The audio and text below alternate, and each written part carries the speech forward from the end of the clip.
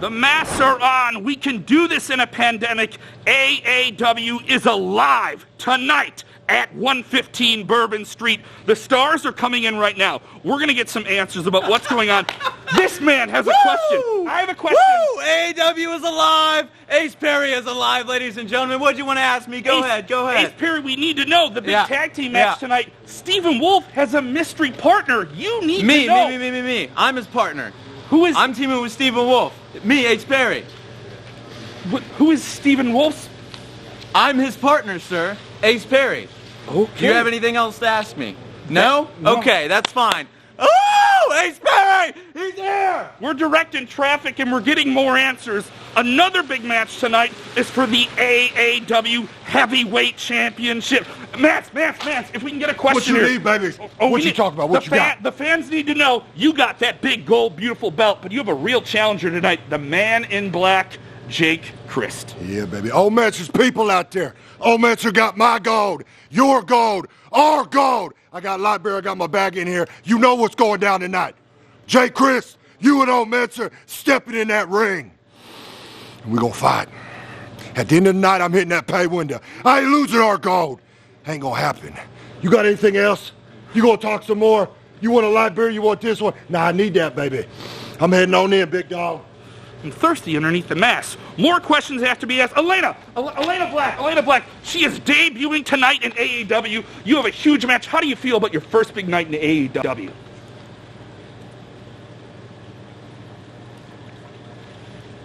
That card didn't look good. But the card tonight looks a lot better inside there. AAW is alive.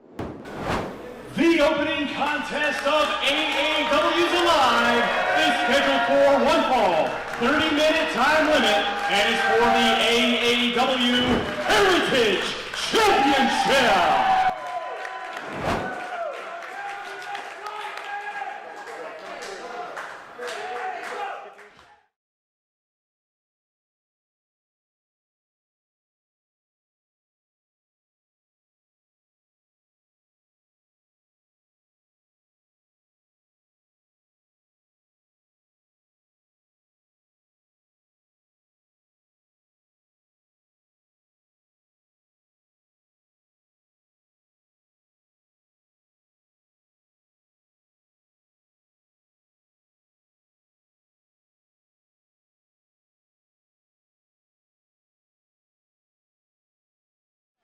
Such an honor to be back. AAW has always been professional wrestling redefined. Now we redefine that live event experience and welcome you all into our home on Fight TV.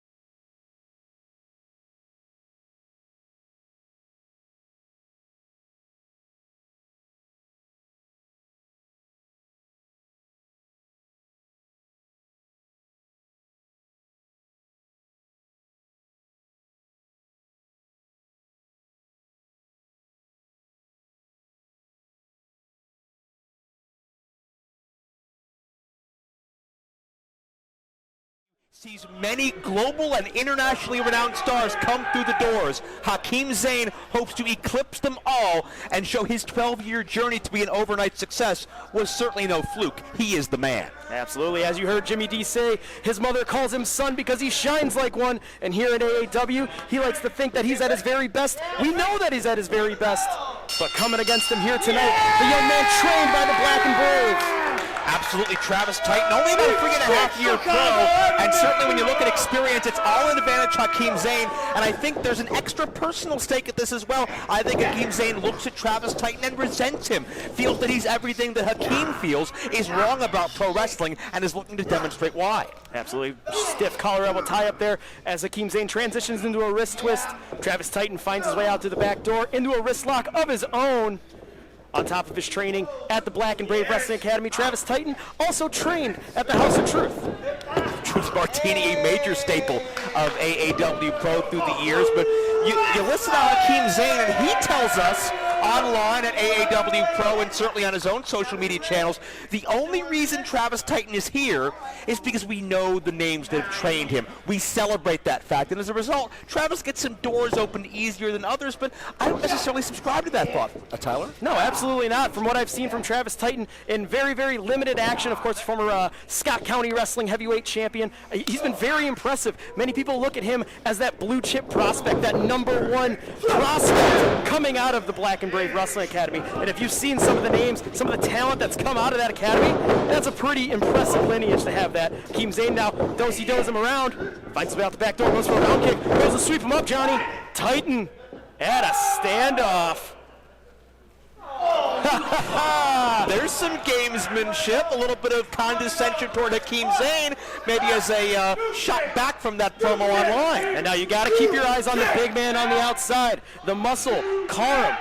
At some point, we all know he's going to find himself as an X factor in this contest, but Titan's going to have to keep his wherewithal and realize, hey, I don't need to worry about Karam on the outside. I need to worry about the man that's facing me in the ring tonight, because I can't beat Karam to become the Heritage Champion. However, I need to beat Hakim Zane. Just Karam. And just like that. All it took was just that little bit as Hakim Zane capitalizing on the opportunity as he boots him in the gut, makes it 2 times in a row, peppers him up, throws a heavy shot to the young man. Karam may be the most physically imposing athlete I've ever seen in person, but you see the quickness of jumping on his feet. Beautiful drop kick from Travis Titan. He's got to capitalize. He's got to stay on Hakim Zane. He can't take time to showboat as he charges in, hits him with that shoulder block in the midsection. Now full steam ahead. Stinger splash in the corner from Travis Titan. And making it a pair, you know, the important thing in your development and wrestling career is that foundation, and that comes with your training. And yeah, Black and the Brave, Truth Martini, they can help get a lot of eyeballs on you, but it's up to you to keep them there, and Travis Titan is showing everyone why he deserves to be in AAW. Beautiful overhead throw by Titan on the Heritage Champion, and you got to think, let's talk about in other areas. Travis Titan picks up this victory here. Not only is he beating the Heritage Champion, winning that title, he's also gaining a victory over the Impact Wrestling X Division Champion as he hits Karam with that savant kick, but gets tripped up on the apron going face first. Yeah, that ring frame, metal meets good, and Titan feels it twice. The eyes of the wrestling world are on us right now. We are live across the world on one of the biggest streaming platforms known to man in professional wrestling. A win here could make a career overnight. And now we do have to remind everybody, while that action did spill onto the outside, you saw the referee, Dan Perch, not making a count. Here at AAW, no countouts, no disqualifications. Everything's at referee's discretion as the champ goes for the cover. Titan out at 2. I love the liberal rules because it ensures us a clear-cut winner and a loser. You're not going to get matches thrown out. You're not going to get clusters out here. We're going to find out who the better man is. And now Zane taking some time, jawing with the ringsiders here. Titan now able to fire back up from underneath. Throws a shot that rattles him into the corner. Now Titan looking to stay on the champion. Goes for that Irish whip. No, Zane with a reversal. Titan now goes up and over. Lands on his feet. Able to deck that leg lariat. Gets tripped up. And a low-level super kick catches him right on the jaw. Zane picks him back up. Now hits the ropes. Full steam ahead. Running knee strike. Catches him right on the point of the jaw. Champion with the cover. Titan out at 2. I'm impressed you did all of that without taking one breath. Hakim Zane is somebody that always talks about, he represents everything he feels is glorious about pro wrestling. He talks about, quote, absorbing our truth. And Hakim Zane blames these fans in AAW and across the world for why Hakim Zane does not get the attention, the gifts, and viral tweets, and all those posts. Come on, takes his cheap shots. That X Factor yet again on the outside behind the referee's back. And you're 1,000% correct. When these viral videos came to AAW management a little over a year ago, who was this masked man speaking these truths? Everybody had their conspiracy theories. It was ranging from Austin Aries to even CM Punk. But when it was Hakim Zane that was the one that was introduced as that man, the crowd, as he goes for the cover, the crowd kind of started to have that resentment towards him. But what Hakim Zane has done since he's come back here to AAW, every single word that he has said in those promos, he made a promise, and he's fulfilled that promise every single time. I think Hakim felt like he was maybe typecast a little bit in the middle of the card. He knew he was capable of more, but nobody would listen to him, and he's taking what he thinks is his. We saw the war he had with Paco throughout several months into 2019 and into 2020 as well. Hakim Zane will not be silenced anymore, no matter who he has to go through. Golden Gate swing, spikes him on his neck, has him hoisted. No, Titan with the reversal. Spins it now. Oh, maybe looking for that Titan's cross. That crossface, center of the ring, locked in. Titan's cross, locked in the center of the ring. Great ring positioning, nowhere for Hakim to go. Not even Karam can help him. We are just a few short seconds away. Now stacks him up, not able to roll through, able to get out of that hold though. Gets caught with a Polish hammer. They get 2 in a row. Ducks that clothesline, springboard, hits him with that forearm.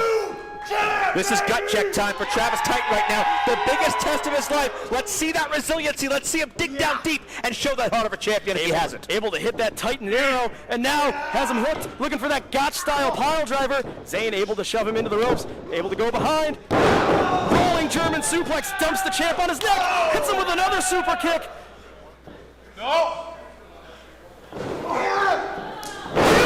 Fisherman's cutter. Titan hooks the leg. New champ. No!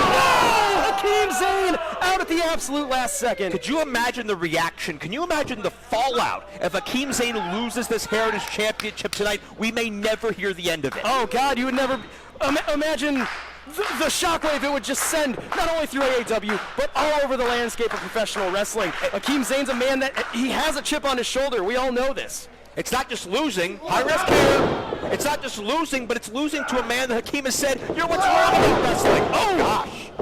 Rolling DDT spikes the champion. Hakim got the worst of it. Travis did not land pretty, but he is able to blast it into the puck kick. Bicycle kick from Zane, sends him into the corner, and now Zane full steam ahead, looking for this trifecta, this flurry of offense. The experience factor showing here for the Heritage Champion. Golden Gate swing one more time, and now holds on, has him hooked, has him hooked. Face buster, center of the ring. The champion hooks the leg.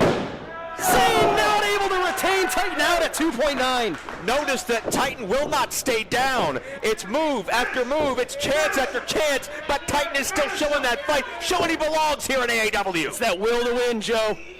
Double stop, death from above, right on the spine.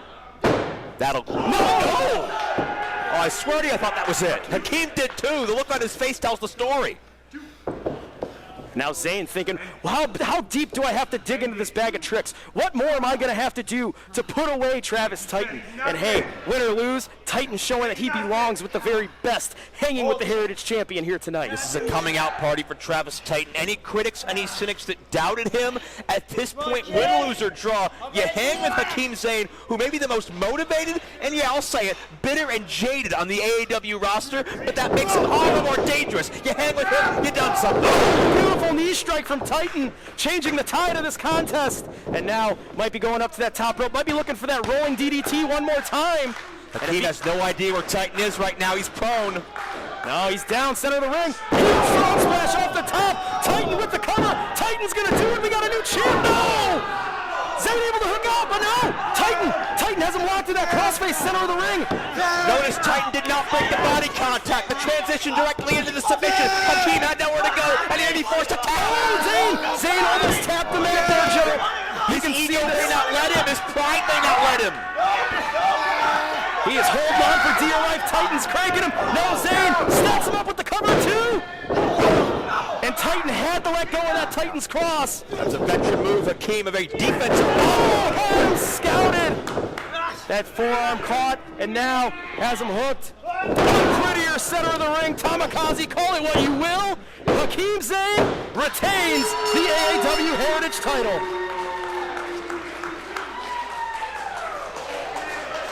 In 9 minutes, 50 seconds, your winner, and still AAW Heritage Champion, Hakim Zane. And not only does this victory validate so much of what Hakim Zane says about Travis Titan, but also about the fans.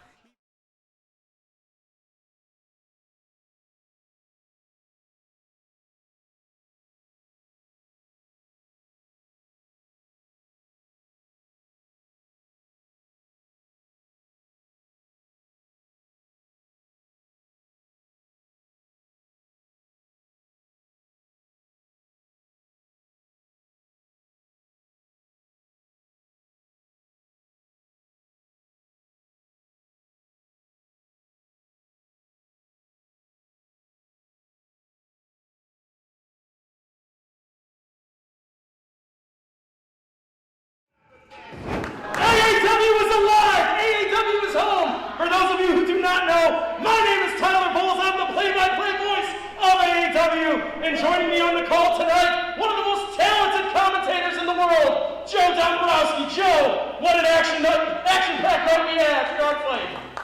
It actually doesn't matter what Joe has to say. Chicago, I don't know if you understood me when I first came out here. I have missed professional wrestling, but I sure as hell have not missed you.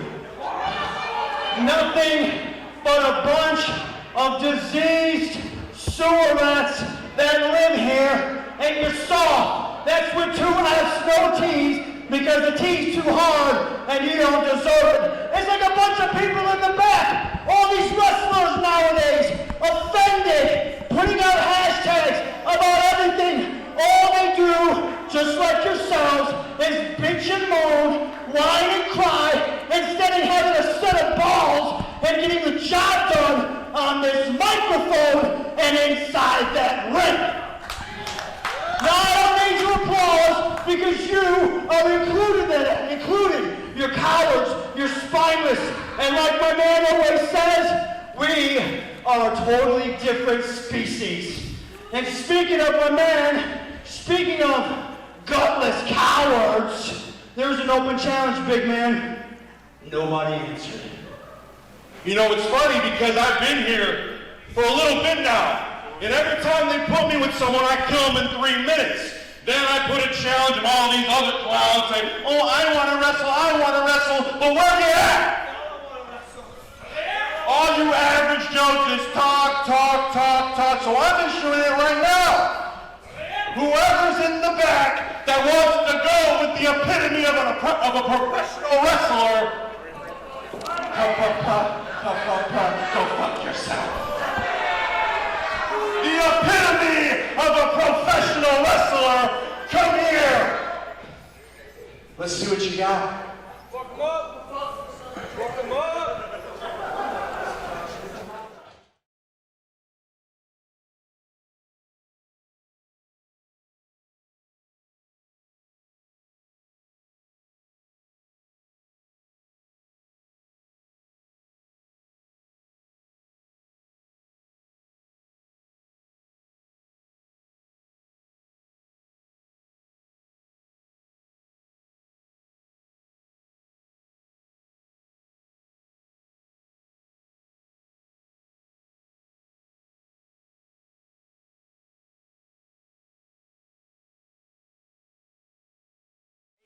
Showing of dominance. Everybody here knows Jake Something, and everybody knows Jake Something can hurt you. But I don't know if I've ever seen Jake Something have to look up at an opponent. Yeah, Jake Something, you know, that's that guy you always look in the locker room and you're like, that's the biggest dude I've ever seen in my life. But then Karam shows up and you're like, wow, new contender for that crown. But here we go. Karam will tie up center of the ring. You're looking at, if you will, the irresistible force meeting the immovable object here. Karam, what a victory this would be for him here in AAW, knocking off a former Heritage champion, a man that's building a wave of momentum all over the landscape of professional wrestling, claiming championship after championship after championship. The eyes of the world have certainly been on Jake Something for quite some time, but it's not just important for Karam in the championship rankings of AAW, but also, from what I understand, Jake Something was the trainer of Karam, and can you imagine what it would be like if we could see student overcome teacher, especially when the teacher is Jake Something. And Karam not playing the intimidation games of Jake Something. Pie faces him, then finds his way cowering out of the corner just a little bit, just creating a little bit of distance. Like you said, this man was his trainer. You got to think there's got to be some butterflies here right now. You go up against the man that's taught you everything that you know. And I think that really the X factor here, the ace up the sleeve, if you will, no disrespect to Ace Austin who's here, but it's the fact that Karam has had no time to prepare for Jake Something. This is not just an emotionless match where Karam comes out with a killing machine. This is somebody he used to look up to as a mentor, a teacher, maybe an idol. Now it's the ultimate test. Is Jake Something inside Karam's head? You have to think, you know, and then looking here at ringside, Hakim Zane's not out here. The Heritage champion goes to the back. Had a beautiful open contest here. Tied up and over by Jake Something. Able to duck that clothesline, ducks that lariat one more time. Does Karam. Full body attack from Something wipes him out. By the way, did Hakim call all of us, including me and you and these fans, disease sewer rats? You know, I was going to try and not think about that the rest of the night, but kind of hurt my feelings. It's okay, I'm here for you. But I'll tell you what, Karam, there's no way to find a dent in him physically. There's no weakness, okay? There's no dent in the armor. Could this psychological impact, he would finally can give us a little bit of vulnerability, a little bit of weakness in Karam, who as of now is still very much, not just undefeated, but emphatically so. And now, I mean, honestly, this contest, the more it goes on, this quickly becomes the longest contest of Karam's career. Yeah. Here in AAW, he's put his opponents away less than 3 minutes every single time he's been in an AAW ring. And now we start to talk about endurance. We start to talk about pain threshold. And not only that, the interesting question to me is both of these men are used to throwing around their opponents, physically dominating them. They can't do that, at least not as easily. Who can adapt with their surroundings to find a way to get the better of the other? Oh, hot shot it off that top rope. And a delicious lariat takes down Jake Something. Karam has the big man in trouble. Lateral press cover. Only able to get the one. Karam calls himself the epitome of pro wrestling, like a different species. It's like he's a metahuman. It's like the normal rules of laws and physics and nature don't apply to this guy. He's a freak of nature. Jake Something heading to the outside. Now grabbing the ring, trips him up. Brings Karam down to the floor. And a thunderous strike yet again sends him into the guardrails. What does Jake Something have in mind here? Is it time to pay the piper, so to say? No, Karam meets him with a shot of his own. Something just stumbled back into the guardrail and it moved 8 to 10 inches. That's how large this man is. I think the only thing that was keeping him up on his feet was that guardrail. What a shot by Karam. Who do you think this match favors on the outside? More of a brawl, more of a fight? Perhaps some of those in-ring teachings go out the window now. Yeah, you got to think. You know, it definitely becomes a little bit more of a street fight. Who's going to be the tougher man? Who's going to be the one that's going to be able to survive? And where do you think Jake Something goes if he's not victorious here tonight? Is he reassessing himself, or is he proud that the pupil has ascended to such heights? I think honestly, that's an interesting question. You got to think he's got to be very proud. Oh, God. Something is getting mad. I have never seen anyone just physically assault Jake Something in quite that way. A fall-away slam from Karam. And now look at the eyes of Karam here. Karam handled him like he was 150 pounds. Oh, whips him into the buckles. Jake Something crumbles to the mat. A whiplash-like effect that shows the force, the velocity Something was sent in. And, of course, you got to believe there'll be a big celebration if the hustle and the muscle are both successful in concurrent matchups. Absolutely. I've never seen Jake Something in a state like this. You know, this is a man that's gone to war with some of the very best that AAW has to offer. You know, came within an eyelash becoming the AAW champion at one point after a vicious fight against Sami Callihan. He's been in how many main events, how many championship matches? And gets bealed halfway across the ring. Karam showing dominance here.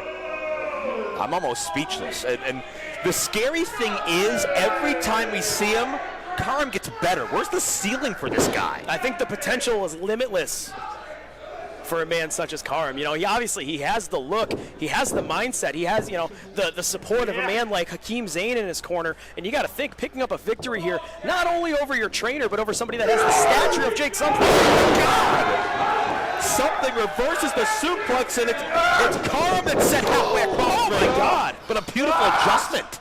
Able to get back onto his feet, gain his wherewithal, and then just collide into the corner on Jake Something. Something down, able to get back up to his feet, so nimble! And now, the modern-day Mike Awesome looking to take control of this contest. Looking for that black hole slam. A movie driver, only able to get the two. Oh my God. And again, we're seeing, I think, both these athletes on the receiving end of maneuvers they probably never felt in their career. Nobody else in the ring with them would have been able to elevate Something or Karam in the way that the opponents have. And this is a huge test of mettle, of pain threshold, and will. Again, it's outside the comfort zone for both these men. Something's the veteran, but he's been thwarted a number of times thus far. Could this be one of them? Looking for that Something bomb. Karam, though, just a heavy left. And now sends the big man into the ropes. Pops him up. No, Jake Something with the go behind. Out on his feet. What's my name? And now has him hooked up. Hoisted. Sit something bomb. Center of the ring. Oh, Hakim Zane out at the last. Karam out at the last second. I have never seen Karam take this kind of punishment, be that close to defeat. Jake Something showing a lot at this point in time, but not able to finish the job as of yet. And you got to believe, even though not out here, Hakim Zane is watching nearby on a monitor somewhere. And you got to believe it would be bad news for Karam to go back to the dressing room and report a loss. That's got to be on his mind. Something charging in, ahead, gets spiked on the mat, and now Karam looking to capitalize on Jake Something. Jake Something stumbles around. Tilt-a-whirl sidewalk slam. Now has him down, hooks the far leg. No, Something out at 2. Not a lot of body on that cover. The right side of Jake Something was exposed, able to get that shoulder up. Again, Karam is used to these emphatic victories. Normally at this point of the time, the opponent doesn't have anything left. But Jake Something proving that he has come with a purpose. He wants to snap the unbeaten streak. And now Karam has to dig deep into this bag of tricks with his inexperience. How many more tricks does he have in there? That's another question that we're going to have to ask ourselves. The scary thing, Tyler, is that body has a lot of the mind of Hakim Zane inside of it, so that may be limitless. Now has him picked up center of the ring one more time. Beautiful strike from Karam. Something I've never, like I've spoken about many times, I've never seen Something in a state like this. Something was out on his feet, and now, whoa. Kicking out at 1, might have spoke just a little too soon. But notice Something is still doubled over in pain. He's favoring his midsection, maybe that arm as well. Something kicked out because something pissed him off. Something rallied the troops in his head to show he has to keep fighting. But sometimes when the mind and the heart are willing, the body won't cooperate. Will we see that here? Yeah, it does seem like Jake Something is favoring that right leg. And if I'm Karam, you got to think, I got to target that right away. Trading shots here, the center of the ring. These two hosses going back and forth. Karam rattled into the ropes. Something waving him on, saying, yum, yum, come get you some. And these guys are connecting. They're getting all these shots. Advantage Something. Black hole slam from Jake Something. Is he going to get him? He does. And the streak has been broken. Jake Something stopping this undefeated streak of Karam here tonight. 9 minutes, 28 seconds. Your winner, Trey. And you got to think with how everything is shaping up here in AAW, new contenders.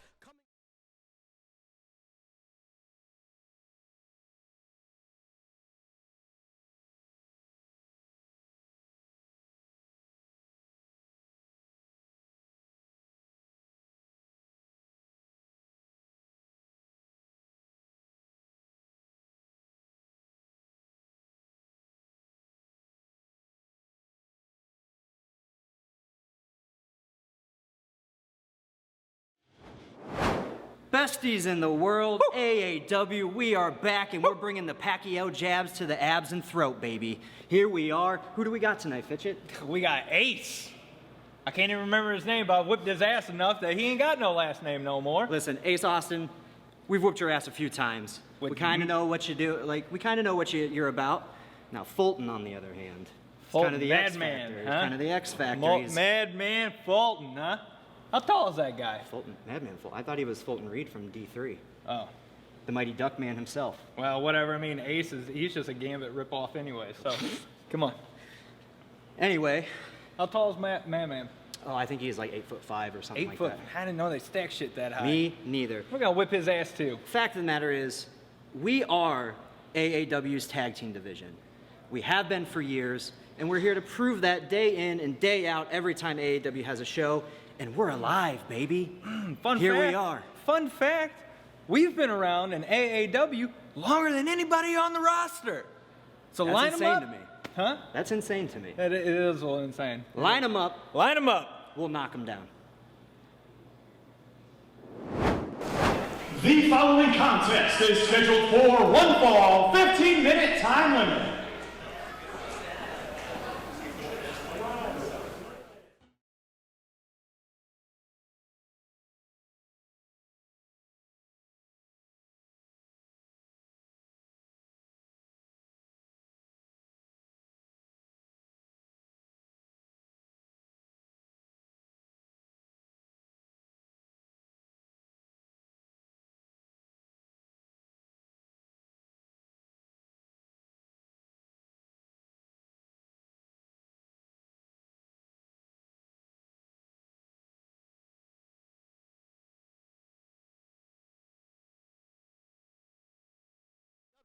Yeah, certainly a macabre presence by Elayna Black, but certainly.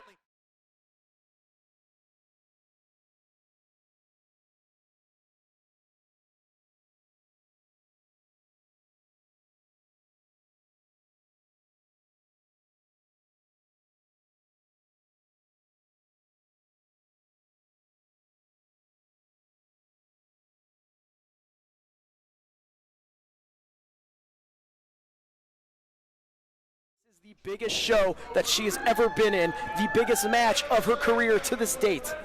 And what I like about this is that it's almost like AAW is going back to its core, back to its home base, because we have 2 Chicago natives as they were introduced, and 2 young talents. I've seen Elayna Black a time or two. It's the first time seeing Skye Blue, but they obviously are not in the same echelon of notoriety as a Crist Statlander, as Jessica Havoc, as a Kimberly.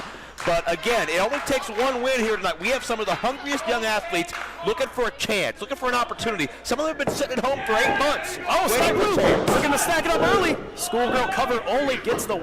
Now trips her up. Yeah, all that frustration, all that impatience comes out in this ring. Give it your all and become a major, major star here in the launch of AAW as we're alive again. Beautiful evasion there by Skye Blue, just 21 years old, really entering her, her infancy stages here in the world of professional wrestling. But one of the things that AAW has always prided itself on is giving the opportunity to young women's athletes. You got to think about some of the caliber of athletes that have come up through this company. Your Kimberlys, your Heidi Lovelaces, your Jessica Havocs. You talk about the current division, Kris Statlander, Hyan, Christi Jaynes. Yeah, absolutely. And the women's division across the board in professional wrestling has never been more competitive and have never had more eyes closely cinched in on it. This is time for these girls to show up, to show out, make a name for themselves, show why they belong, much as Mr. Titan did earlier on. This is their opportunity to show in the female division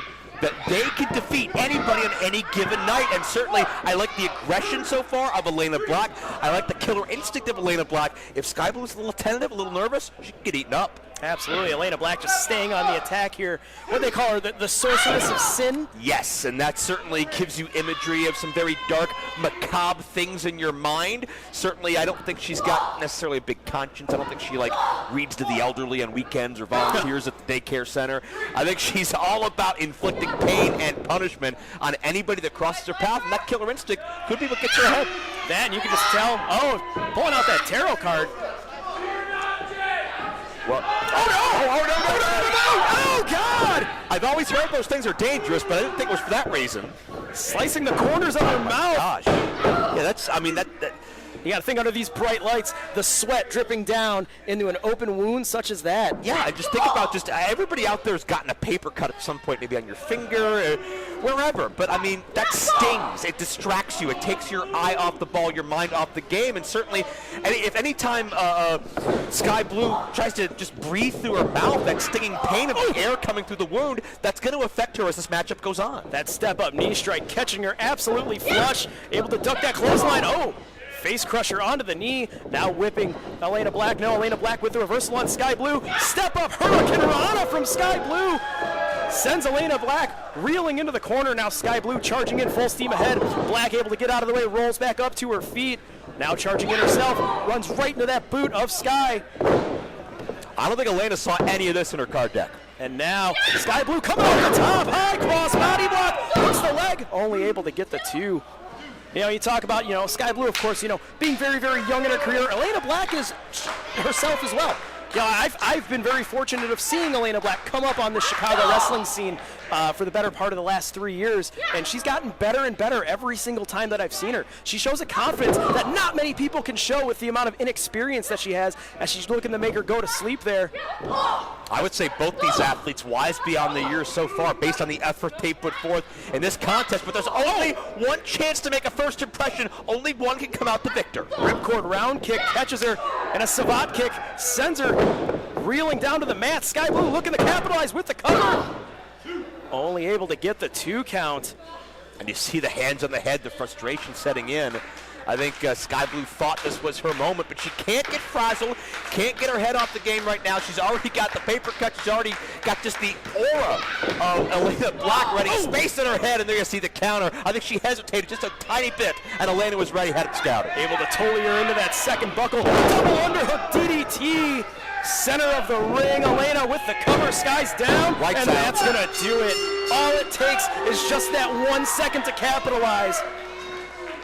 4 minutes, 19 seconds. Your winner, the Sorceress of Sin, Elayna Black. Elayna Black, what a victory here tonight.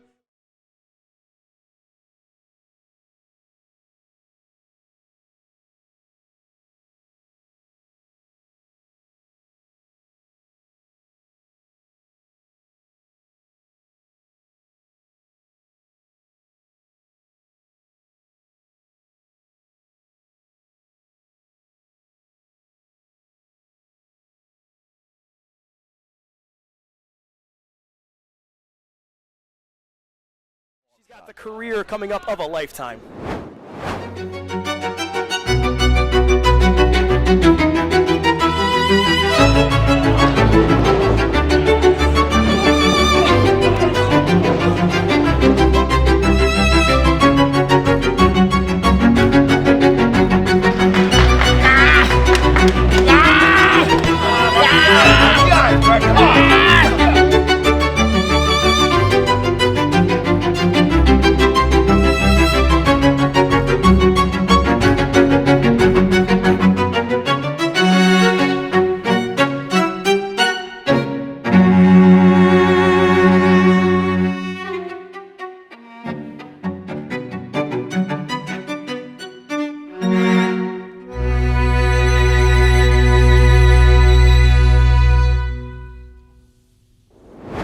The following contest is scheduled for one fall, 15-minute time limit.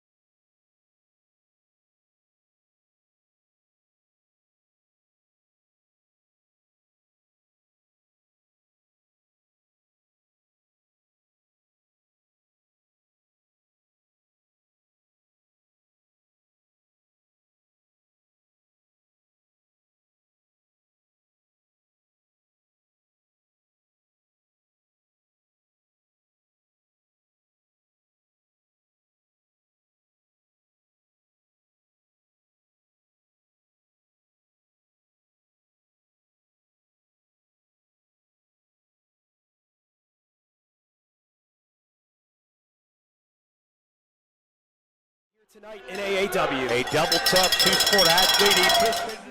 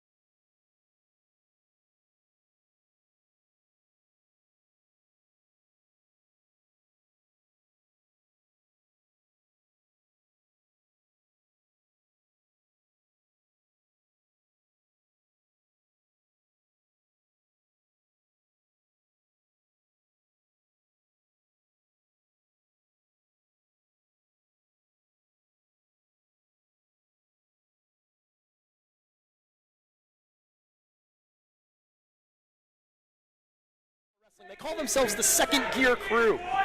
You're Mance Warners, you're Matthew Justice, Manders, Eddie Kingston. They are a very tight-knit family. Basically the toughest of the tough, the ones that'll leave it all in the ring. And yeah, there's mutual respect between these two in this matchup. Yeah, they've ridden a lot of the same roads together, but they have that competitive spirit. They're going to hold nothing back when it comes to hitting hard, when it comes to violence, when it comes to intensity. What part of that Second Gear Crew is leaving it all in the ring no matter what, and anything less would be an insult and a slap in the face. We're going to see one where these guys leave it all in the ring. Sign of respect between these two men.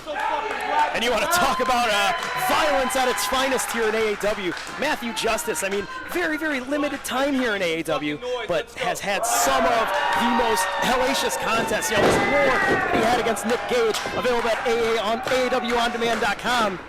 Absolutely true. That was a war for the ages. I just rewatched it last night, and just the level of brutality those two men showed was off the page. I love the intensity too. Even in this collar elbow tie-up, nobody is relenting.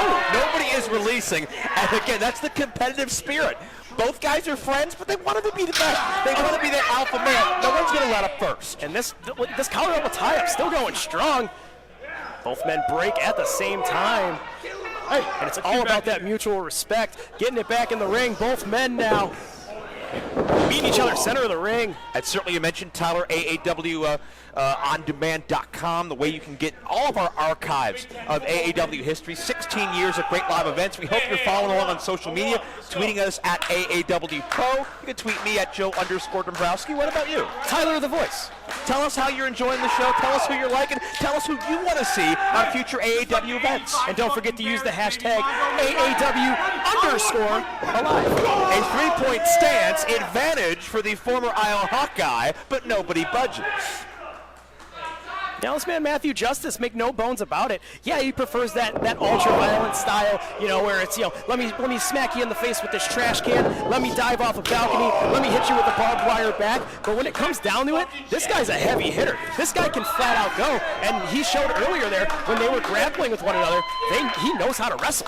He can wrestle with the best of them. I've followed Matthew Justice since his very first match of professional wrestling. I've seen, speaking of diving off something, somersault senton. Somersault senton off of the stage as the one-man militia wiping out the Corn Belt Cowboy. Listen, I've followed Matt Justice for over a decade. I've seen him in good times and bad. I've seen him hurt, and I've seen him healthy. He has never been better than he's been right now. And I think Justice is too stubborn at this point to feel pain. He will sacrifice his body at any cost to get what he feels he wants. Taking a little bit too much time there, though, as now Manders has him hoisted on the shoulder. Might be looking for a Hawkeye stampede on the floor. Instead, the transition happens and Matthew Justice whips him head first into the guardrail. Referee now following the action to the outside. Yet again, we do have to reiterate, AAW is professional wrestling redefined. No countouts, no disqualifications. The action can spill anywhere all over 115 Bourbon Street as it spills onto the stage now. This Matt Justice has been redefining himself as against the grain his entire career. He's not a corporate wrestler. He doesn't color in between the lines. Matt Justice will use anything and everything to advance his career. He will risk his body to get a shot in on you if that's what it takes. And now Manders hoisting him onto the shoulders one more time. Might be looking for the second half there now. Throws him over the top rope. It's kind of been a common theme here tonight. Some of these athletes have never seen somebody the size of their opponent here tonight. Yeah. And we've seen incredible debuts. We've seen the women's division stand out. We've seen teacher overtake student as something beat Karam. We've seen the Heritage Championship nearly change hands. A star made, though, in the form of Travis Titan. And now Justice and Manders, two very well-known stars, but you're looking at, look out. Reese overhead belly-to-belly suplex, and now Matthew Justice writhing in pain on the mat. When you're looking at Hakim Zane, and when you're looking for another second member, Mance Warner. Gut-wrench powerbomb, center of the ring, Justice out at 2. Only one man can advance closer to that honor, and can you imagine either of these athletes challenging Mance Warner if Mance are successful tonight with Crist? You can't look past You know, Jake Crist, such a crafty veteran, one of the staples here in AAW, one of the most well-decorated performers. Very curious to see how Mance Warner matches up against the modern-day Man in Black. But back to the action here in the contest right now. Manders is absolutely having his way with Matthew Justice. Matt calls himself a journeyman. He has lifer written on the back of his vest because he believes he will be in this industry the entire rest of his life. There's nothing else he'd rather do, and that's why he leaves it all in the ring, mind, body, and soul. But he may need more than that to survive Manders. Not only that, but what a theme song he comes out to. Such a great song. Oh, it just gets that blood pumping, doesn't it?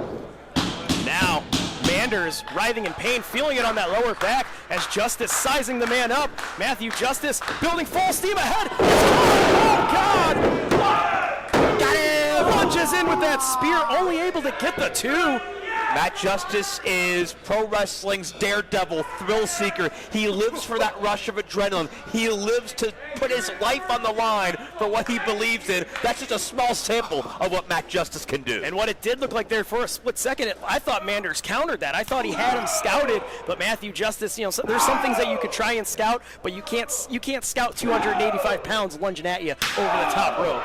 Not at all. You want to talk about tough Matt Justice? What about him going toe-to-toe late last year with Killer Cross? What a physical match that was. Oh, God. You know, for anybody to be able to stand toe-to-toe with Killer Cross is quite the accomplishment, and that's something you can hang your hat on. Of course, for those new fans, the current Carrion Cross in another organization.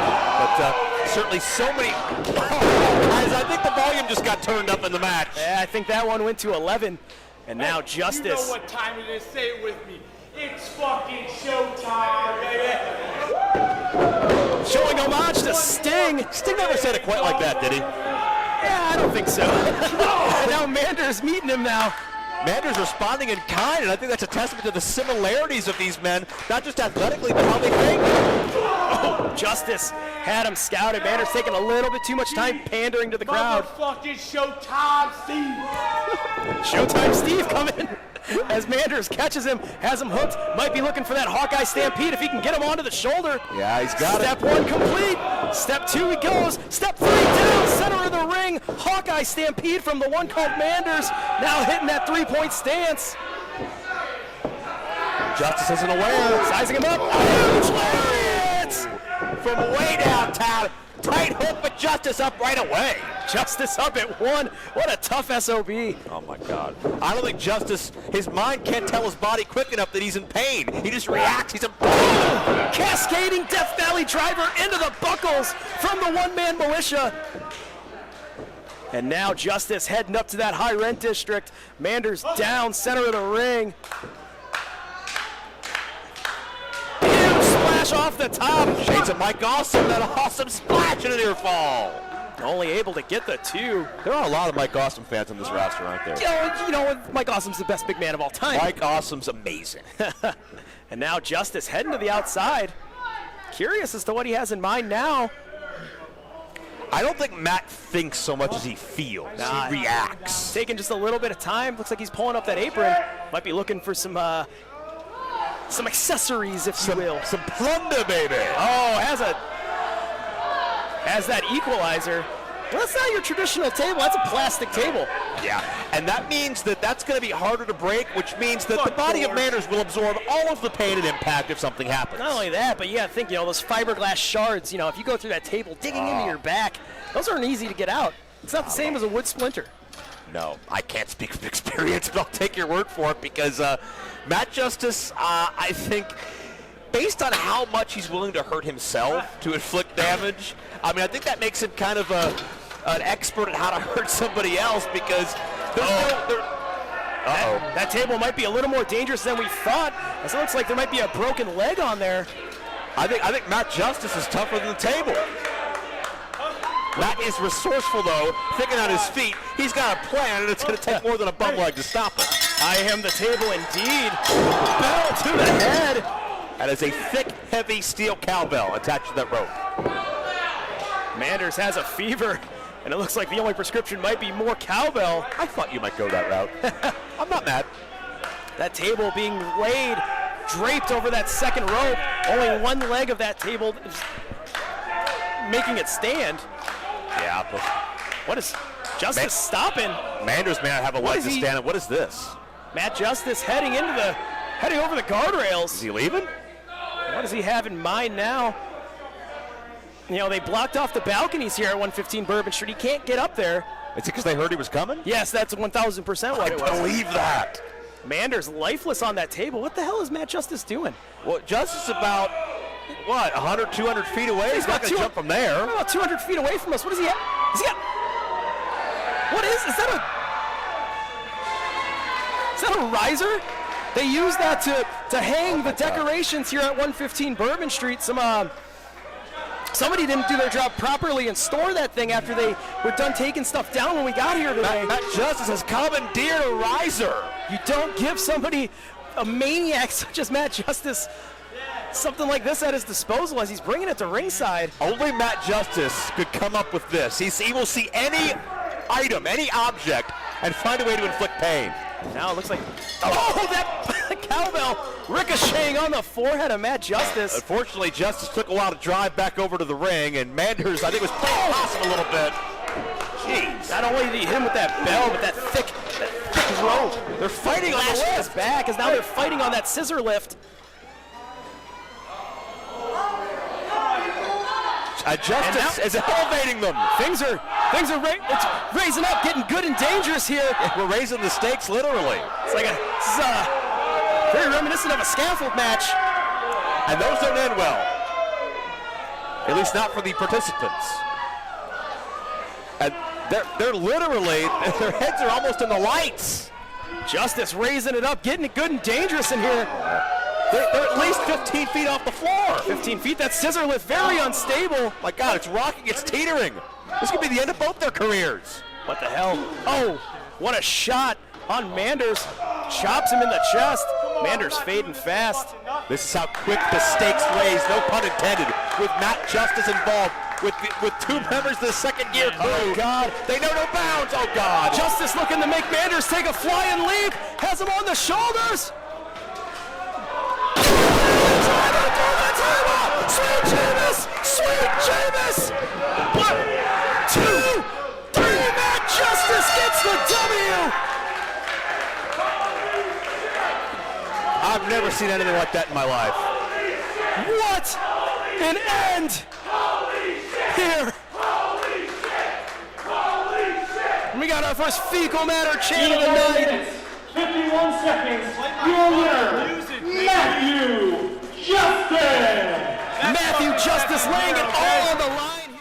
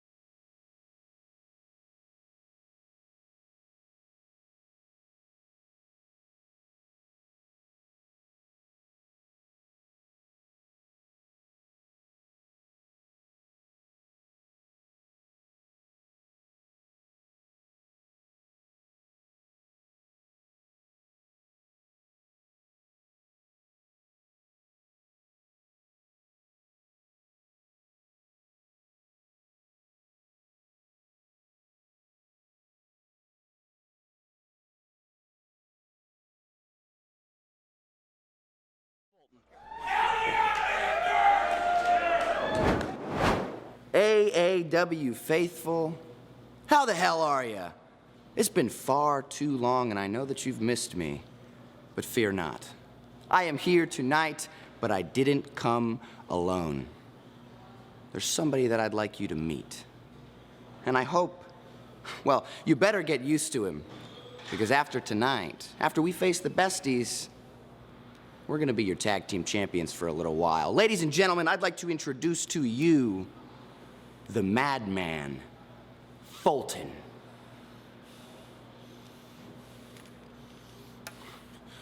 The name of the game is glory, and we are bound for it.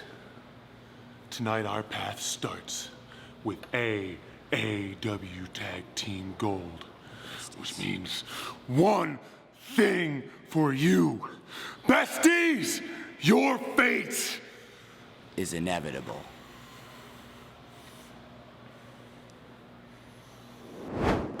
The following six-man tag team bout is scheduled for one fall, 20-minute time limit.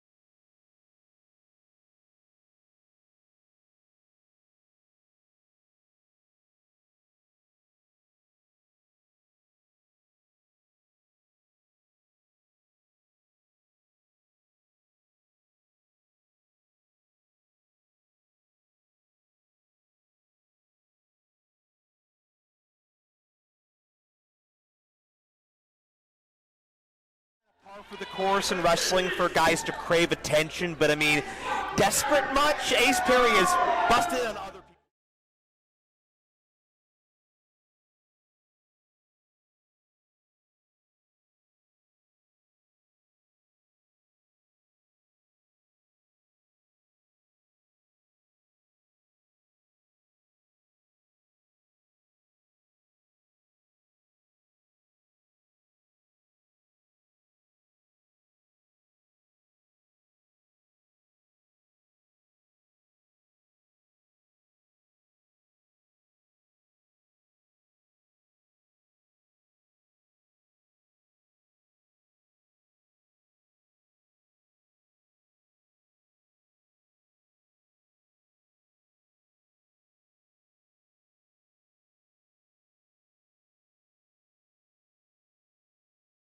Without a doubt, he feels the world is his oyster. He feels AAW Pros Elite is his for the taking.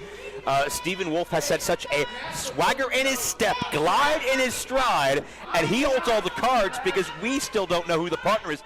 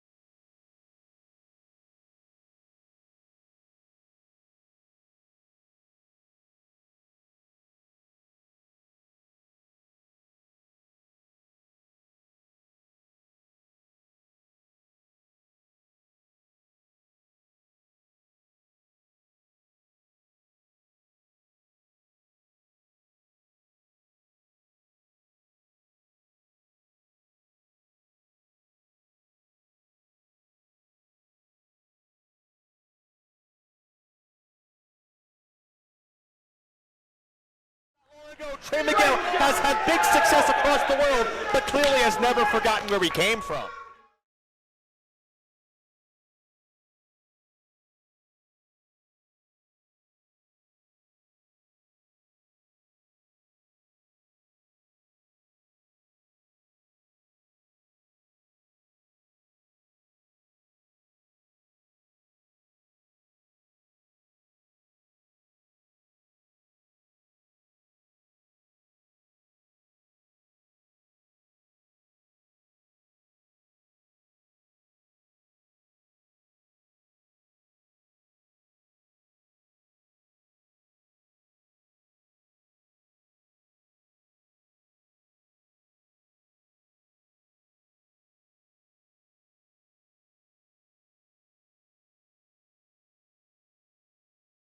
Out of the academy in Minneapolis, Minnesota, Airwolf and Angel Dorado.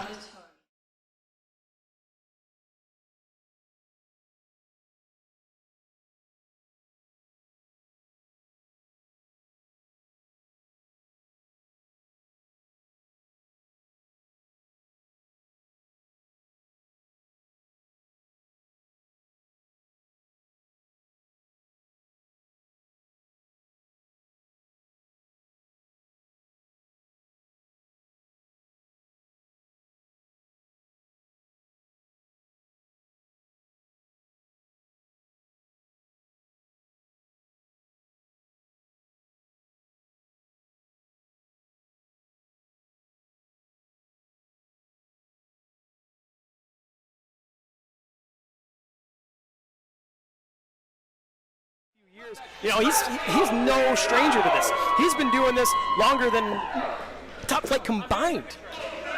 Absolutely. You think about just Lucha Libre here in the Chicago area and kind of that breakneck style. Gringo Loco can do it, but he's not just that. He can be very versatile as well, and certainly the veteran experience of Gringo Loco adds a mentor-like dynamic to this as well. I think Gringo Loco has earned the respect of his partners. Steven Wolf, maybe not so much. I don't know how they're going to communicate. Trey and Steven have a history, but is Ace Perry going to listen to Steven Wolf, who you got to believe is a de facto leader? 1,000%. You know, you got somebody like Gringo Loco, you know, hand-picked training partner of Mustafa Ali, which speaks volumes of its own. Just goes to show the talent that he has. And look at this! A triple cutter attempt by all three members of the team. Oh, had nothing doing. That sounds like an Ace Perry idea. Flurry of offense here now. Trey Miguel ducks that clothesline. Does Gringo Loco now has him hooked. Flies him out the back door with that arm drag, kips back up to his feet. Trey Miguel is seamless motion. He's so fun to watch. The Fresh Prince of midair. It's almost like he's made of water. An elevated hurricanrana. Elevated hurricanrana takes down Gringo Loco. Now Airwolf throws that line, ducks it. Beautiful enziguri from the Fresh Prince of midair. That Matrix-style counter. I've never seen Trey in better shape physically. I've never seen him more focused mentally. I think certainly 2020 into 2021, it's Trey's time to shine. And now Trey scales over the top, looking for that penalty kick. Gets flipped over back onto the inside. Slingshot drop kick, springboards off that bottom rope. Keep your eyes on the Fresh Prince of midair. Tope con hero. Wiping him out. Steven Wolf able to find his way out the back door now. Snapmare's Airwolf 2 is... Tyler, are we having lax rules in this match? Maybe more lucha-style rule as far as tagging? I think that you're just going to see 6 men that are going to go balls to the wall and crazy and try and make that impact, try and make that name for themselves here tonight. Ouch. Fair point, and I don't think, again, just the competitive spirit is at a fever pitch here tonight. Everybody looking to stand out, everybody looking to be the man. Yeah. Oh! Airwolf throwing a heavy shot at Steven Wolf. And there's history here. Wolf actually pinned Angel Dorado in a 6-man tag back in the month of January. And now Angel Dorado springboard. Huge European uppercut. And now looks like we finally might be having a little bit more of a traditional 6-man tag. Lunging clothesline there. We talked earlier about guys beyond their years. We talk about tag team synergy. We talk about just seamless motion, one move to the next. It's amazing to me. I don't even think Angel Dorado's turned 19 yet, but these guys are coming out with such force against such established opponents. Now keep your eyes. Angel Dorado, standing Dragon Rana. Are you kidding me? Let's go! Insane agility and going for broke here from Jump Street. Oh my God, Tyler, I think we saw a tag. And now Gringo Loco heading all the way up top. Beautiful insult to the opponent. I noticed Trey was elevated at that point as Gringo crashed into Trey. Yeah! 2 count only there. Trey also hits the mat, and it's all Gringo's body weight down in the rib cage of Trey Miguel, and also that hard thud to the canvas as well. 2 for the price of 1 on that elevated attempt by that trio. If you can't breathe, you can't fight. If you can't fight, you can't fly. And now Trey Miguel able to find his way to his corner, makes the tag. Steven Wolf, beautiful bicycle kick. And now, the #1 fan of Top Flight, Steven Wolf, diving that elbow on the Gringo Loco. Let's go, do your job, huh? Wolf, he's, laying that bad mouth on him might be, just a little bit of a detriment to him right there. It cost him an opportunity at a cover. Well, I mean, I was going to ask you, do you think Steven Wolf, will live up to his own hype? I mean, Steven Wolf has certainly an inflated sense of self. Tagging Ace Perry now, who I think just wants everybody to look at him. He's like that kid pulling on your pant leg because he wants to show you something. That's Ace Perry in a nutshell. Look what I can do. Thank you, Stuart. I will not do a Mo Collins impression. I'll save you the pressure. I'll save you the pain of that. But the pain of the chin lock from Ace Perry now to Gringo Loco shows. And I've followed Ace Perry's career for a long time too. I've seen him in Cleveland and thereabouts since about 2016. He's been wrestling twice as long as that. Ace Perry has the physical tools. There's always been a few of those puzzle pieces missing. Maybe it's confidence. Maybe it's his personality. I don't know that this side of his personality is the answer to that question, but it's certainly making people notice whether we want to or not. Standing moonsault press from Diamond Cut Ace Perry, only able to get the 2. Now for these frequent tags here between, this makeshift team of Perry and the former Airbuds. Yeah. Paying dividends so far. They're isolating Gringo Loco from Top Flight. And you talk about Stephen Wolf's association, and he has friends at ringside. Conspicuous by your absence is Ace Perry's newfound buddy, Melanie Cruz. Any hot news on where she might be? Is she sick of Ace Perry already after one event? You would have to think, you spend enough time with, Ace Perry, and let's be honest, you spend 2 minutes with Ace Perry. You've spent enough time with Ace Perry. I spent an hour with him, 2 minutes, yeah. Drop kick now from Wolf, puts him down. And here you see that bad blood that is still existing between Wolf and Top Flight. And certainly you can draw a lot of parallels between these three, coming up similar part of the country, similar age, similar style. I think this is one of those alpha male situations. Who's going to be the cream that rises to the top? That competitive nature exists very, very largely. And Top Flight are going to get the buzz. They're going to get the style points. But Stephen Wolf proving that he has the fundamentals in his eyes to be the man. Absolutely. This newfound confidence that Wolf has had since joining up with the Renaissance woman, peel back the curtain. That's his real life girlfriend. Yeah. You have a woman like that on your arm, you feel good about yourself. You're invincible. You can do anything. And now Ace Perry getting laps in on the ring apron. Keep cardio up, or maybe he's just impatient, or maybe he wanted us to dart our eyes over to him. Either way, it's working. Now Gringo Loco firing up from underneath on the Fresh Prince of Midair. Let's not forget it was both these men that helped each other go viral just a few years ago with a very, very impressive Hurricane Rana. I'll tell you what, you never know what you're going to get when athletes of this caliber get in the ring. You've got to innovate. You've got to revolutionize. You've got to think outside the box just to survive. That's just another night here in AAW. Lateral press by Trey Miguel. There you go, there you go, there you go. And before our hiatus earlier this year, we had seen some video packages of Gringo Loco talking about a Lucha Alliance. Certainly Black Tortoise name was mentioned and showcased as well. Certainly Gringo Loco's been plotting a bit of Trey into the cover and finds two. Gringo's been plotting maybe a little bit of a Lucha-style invasion of AAW for quite some time. He's got friends in high places as well. Could this be step one to a greater plan for Gringo Loco tonight? Absolutely. He's got to think, the time's ticking. How are you going to make yourself? How are you going to stand out? How are you going to grab the proverbial brass ring, so to say? Oh, and Wolf. What a kick. Very improved with his strikes is Stephen Wolf over the past few months. Probably the past year, I would say. So aggressive and went from being that high flyer to completely revamping his style. Started throwing more vicious punches. That bicycle knee strike that he throws always finds a home on his opponent, and now just bullying Gringo Loco. Well, you got to play to your comfort zone, without a doubt. And I think Stephen Wolf found that you can inflict sometimes just as much, if not more so, pain and punishment, not leave your feet. I mean, the Top Flight tag team have revolutionized the style. Wait, here comes Trey. I'll finish that thought. Maybe never, knowing how quick Trey can be. Fresh Prince of Midair all the way off top, looking for that Meteora. Able to land on his feet, though. Springboard. Caught in an electric chair. Twisting. Gringo Loco, raw strength, raw power. Shrugs him over. Pele kick from Trey Miguel. Takes him down. Gringo's down, Top Flight.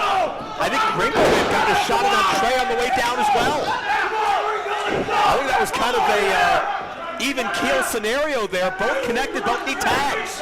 And now Loco crawling to the corner. Miguel, glossy look in his eyes. Takes the tag to Stephen Wolf. And now Angel Dorado. Coming in. Quicken. Has him hooked. Oh! Spins him out. What an elbow strike, wiping out Ace Perry. A fervent, feverish pace from all six athletes, and to me, that favors the tag team in there right now, Top Flight. Oh, Wolf gets Airwolf with a hellacious shot. And bicycle knee. Standing Spanish fly from Airwolf. Airwolf holding on. And now Stephen Wolf in a bad way. Has him hooked for a tombstone. The hell does Top Flight have in mind here? Oh. The momentum from the drop kick sent Stephen Wolf's body shooting out and got caught, dropped with that cutter. That double pin. And Ace Perry in to break it up. There's one thing that Ace Perry's going to do. He's not going to let anybody win with a cutter. I thought you were going to say insert himself in a position nobody wants him, but that was true. And now Top Flight Double chops to the chest, whipping Ace Perry into the buckles. Perry, though, able to go up and over. Angel Dorado sends him into the buckles himself. Able to roll through.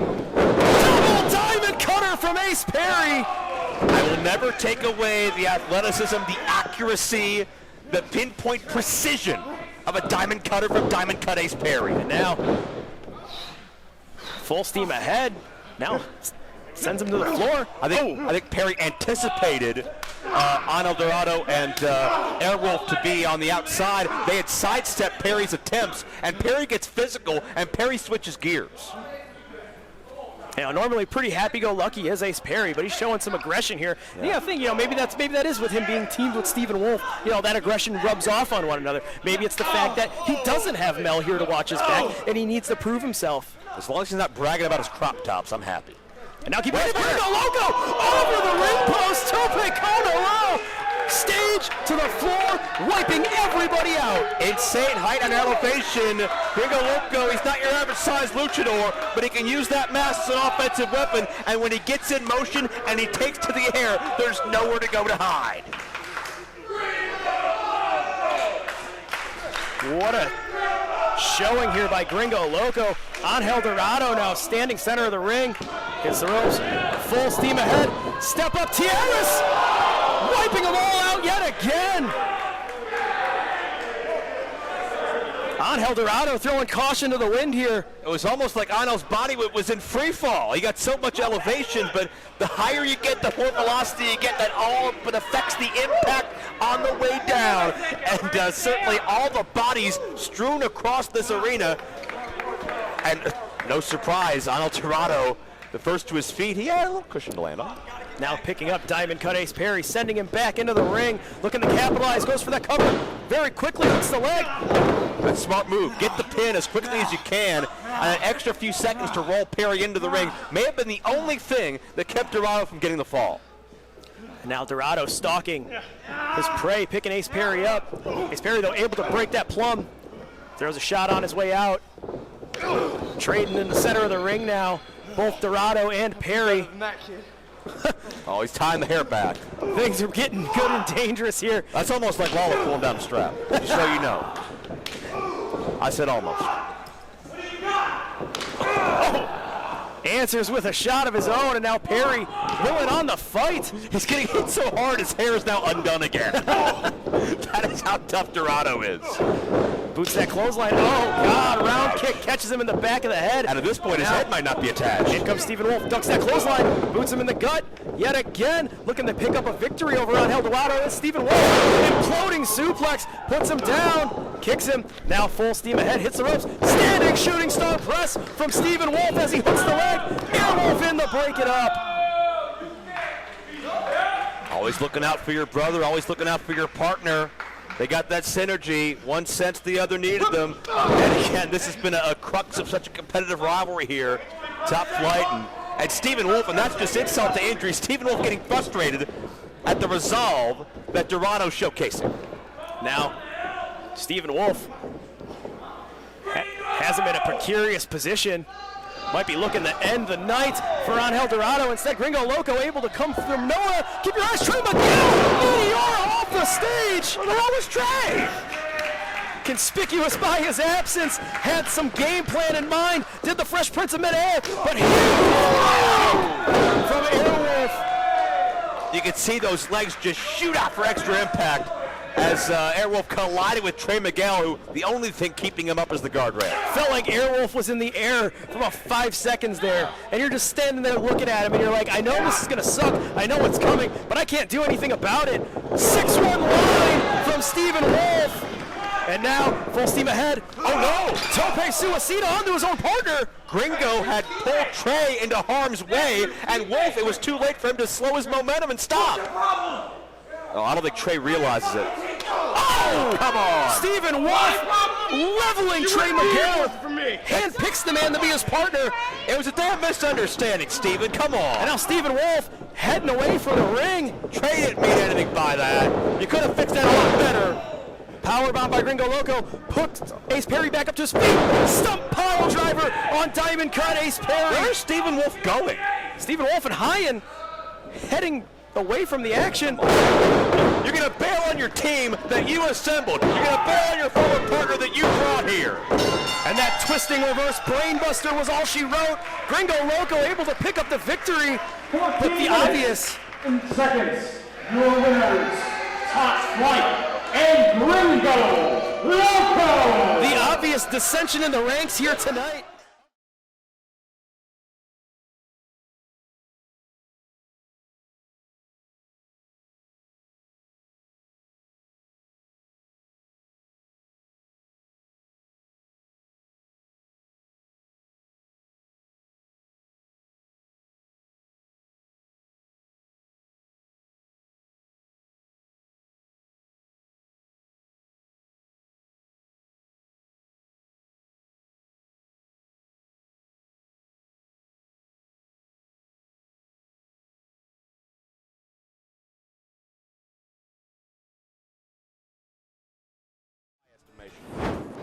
I have this constant thought, this voice going over and over and over and off in my head, and I can't seem to get it to shut off. That voice is saying, when you're in the back of a group, your view never changes. Tonight, I have an opportunity. 13 years it's taken me to get this opportunity. Mance Warner, you're gonna have to hit me with every ounce of your being to beat me. Tonight, I become AAW Heavyweight Champion. My view will change forever. Is Alive continues with the following contest, scheduled for one fall, 15-minute time limit.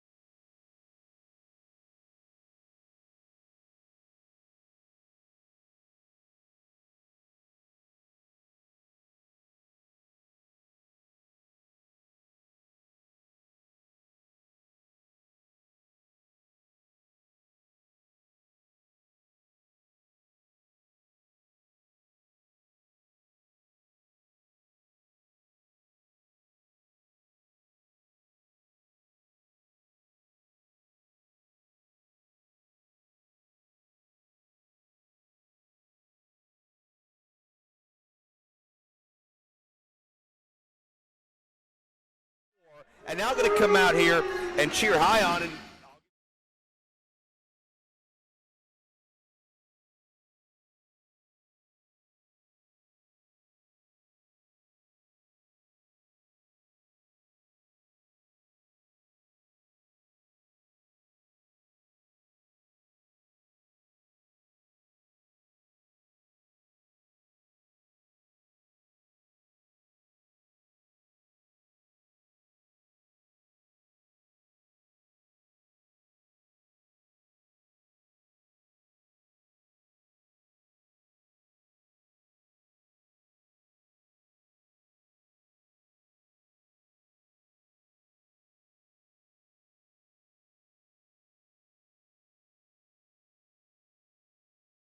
And certainly Kenzie Page as well, the young Dr. Tom Pritchard trained rookie who has made some major inroads in a number of organizations recently. So again, I think the running theme is just this young developing talent. Names maybe that aren't household words to independent wrestling fans yet, but are going to be in the very, very near future. And AAW, we're thankful they've chosen this as their platform to shine. You know, Christi Jaynes recently showing that she's all elite, if you will, standing in the ring now with the Renaissance woman, Hyan. These two athletes sizing one another up, no strangers to one another. Hyan did something that was so impressive to me earlier this year when, she pinned Kimberly. That's huge. And yeah, let's put the asterisks there. There were some knucks involved, but bottom line is, Kimberly, you talk about win-loss record, you talk about opponents wrestled. I mean, sure, you got your Heidi Lovelaces, you got your Jessica Havas, but I mean, Kimberly's right in that conversation as far as the greatest women's athlete in AAW history, and Hyan scored a pinfall victory over her. That is huge, and deserved or not, her and Stephen Wolf have taken that momentum and ran with it. Yeah, we hate to say it time and time again, but truly the power couple here of AAW. They are. These two have all of the tools, and I think in the very near future, you could potentially see Stephen Wolf and Hyan with gold around their waist if they can stay and have their focus on the action at hand. I don't think it's just likely. I think it may be an inevitability, Tyler. I mean, based on how they have just run the room, this Team Pretty or whatever they want to call themselves have just dominated. They've done things by the beat of their own drum, and they've certainly, as we saw in the previous matchup, the surprise of Trey Miguel, although that backfired. And I'll tell you what, though, if I'm Stephen Wolf, I have one eye on the ring and one eye on that entranceway because Trey Miguel's still here and he's pissed off. Yeah, I don't think that's going to be the last chapter that we see between those two. Now it looks like we're looking for a little bit of a test of strength here between Hyan and the Brazilian Wonder Woman. Hyan is a Renaissance woman, and bottom line what that means is that just proficient in so many different styles, so many different arts, so many different tasks that she can complete, and that certainly speaks to a well-rounded athlete and somebody trained by Booker T you would think would have the best of all facets. Absolutely, probably the prize pupil, if not one of the prize pupil of that Reality of Wrestling training academy. I believe she's held their version of the women's championship down there at Reality of Wrestling a few times. Well, she calls herself the Queen of Texas, so I think in her mind she's already dominated her home base, and she wants to branch out and do the exact same thing here in AAW, the Chicago and surrounding areas, and obviously she's proven she has the tools to do it, and you gotta wonder, again, she's not here, but she's watching somewhere. Chris Statlander, maybe from a spaceship, I don't know, whatever she thinks, whatever she does. But she has to know she's far from 100%. We don't know when she'll be back. And now, the third and fourth hungry contender of the night show themselves. Beautiful top rope arm drag from Christi Jaynes. Straighten that distance, and she's using everything to her advantage. Step up her Rana. Sends Hyan reeling to the outside. I think Hyan came in with the chip on her shoulder, but Jaynes is changing the game here. Oh, I love that. Using everything to her advantage, using that ring apron to trap her opponent, throw repeated strikes, and now Christi Jaynes is going to have to rethink her entire strategy. I bet Booker T had Fit Coon do that to him a time or two, and he was able to pass it down to Hyan. Now picking up Christi Jaynes off the floor is Hyan. Throwing her back into the ring. Jaynes needs to stay on this, Hyan needs to stay on this attack at Jaynes. Jaynes, all she has to do is just create a little bit of distance, get a breather. She has just that agility to make a difference in this contest. Oh, without question. The more this matchup opens up, and the quicker the tempo is, it's advantage Jaynes. I think Hyan wants to keep this in close confines and more of a power game. That's to her strength. And you see Jaynes is trying to elevate herself and trying to break the grasp. Hyan just drops down. Gravity was the worst enemy of Christi Jaynes in that exchange. And now the Renaissance woman calling her shot, charging in, nobody home. Christi Jaynes able to move out of the way, trips up Hyan. Now Stephen Wolf getting involved in the action. All it took was just that little bit of a distraction for Hyan to capitalize. I mean, the presence of Stephen Wolf, how dangerous he is, how braggadocious he is, how does that not rent space in your head, no matter who you are, let alone a young athlete just looking to make their way here in AAW. And now Wolf throwing Christi Jaynes in the Hyan. Hyan taking advantage of the opportunity given to her. Would I be a bad person if I texted Trey Miguel and told him where Stephen Wolf is right now? Absolutely not. I think I would love to see Trey Miguel come out here and have a word or two with Stephen Wolf on the outside. You got to believe Trey is probably receiving medical attention for that neck. He was favoring it very heavily at the conclusion of that match. That may be the only thing saving Stephen Wolf right now. But imagine the braggadocious nature if Hyan wins this matchup, becomes one step closer to being the athlete in AAW to talk about, and certainly more and more on Statlander's radar. 2 count only. Able to put her down with authority and follows it up with that leg drop. Not able to get enough weight on that cover, so Jaynes able to get that shoulder up at the last second. That could speak to the ego of Hyan, feeling that she's superior and above all the other competition. And certainly when you've got her resume, it's kind of hard not to feel that way. But we've proven here, again, we're not going to go through it over and over again, but stars have been made. We've seen upsets. We've seen the unthinkable happen. Anything can happen in an AAW Pro match. And as if you're watching this for the first time on Fight TV, you're quickly finding out that's fact. Jaynes, oh, beautiful counter there, kicks her leg out of her leg, now hits the ropes, running knee strike, puts her down. Christi Jaynes looking to capitalize. I love your Easter eggs. I want to point out, too, just very quickly, I want to thank all the AAW Pro fans here live in attendance for showing up and supporting their home, their brand, wearing their masks, socially distancing. Everything's safe here. Everything's comfortable. Everybody's having a good time, and it's being done the right way. There's Cape Rada into the cover. To Kelly, AAW show and Tyler, we're a first-class operation, and we're opening our business back up the right way. Absolutely. There's only one way to do things, and it's the right way to do things. All CDC guidelines being followed here tonight by everybody. We had temperature checks at the front door, and, you said everybody's having a good time. I don't know if Hyan's having a good time right now. That double underhook might be looking for a tiger bomb. Notice kicking her legs to try to just shake things up there and just damage the grip of Christi Jaynes, throw her off her game. Throws a heavy shot, Jaynes sent into the ropes, holds on, oh! And that devilish laugh of Hyan inflicting damage on Christi Jaynes, hoists her onto the shoulders one more time. Now parading around the ring with her on her shoulders. The way she has that arm trapped, I'm very curious to see what's going to be in, what she has in mind here as she spins her around with that airplane spin. Where do you want to go? Who do you want to reference? Mike Rotunda, perhaps? I was gonna throw a PD Pablo reference in there, spinning around like a helicopter. You're hipper than me, that works. Near fall, though, that didn't work for Hyan. But Christi Jaynes, I think she's having trouble getting her breath. I think that knee a moment ago really took a lot out of her, and she's not been able to recover since. And now the damage to the equilibrium, the balance, everything's off her. She's confused, disoriented, not sure where she is. She's holding onto those ropes to gain a sense of presence. And Hyan, they're going to capitalize, but maybe Christi playing possum. Christi with a low bridge. Hyan got hung up. She bounced like first off of that top ring cable. While not able to get all of it, Jaynes got enough of it to disorient her opponent. I don't think she got what she wanted, but what she got might have been better. It might have been more effective outcome, absolutely. As now Stephen Wolf. Oh, what a miscue that would have been. Oh, God, Wolf was looking to throw a shot. Keep your eyes on Christi Jaynes here, though. Scaling the buckles all the way up top. Christi Jaynes moonsault to the floor. Taking it up all the way to the high-end district.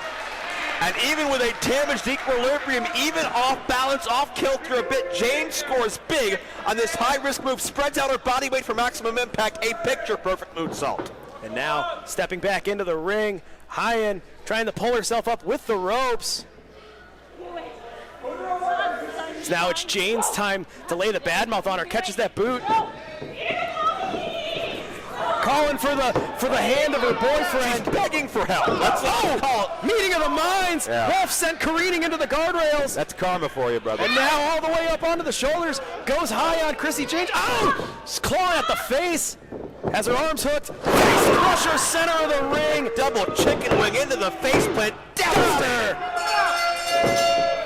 All it took was just that little bit of a distraction for Hyan to capitalize. 1 second. Your winner, a Renaissance woman, Hyan! The Renaissance woman.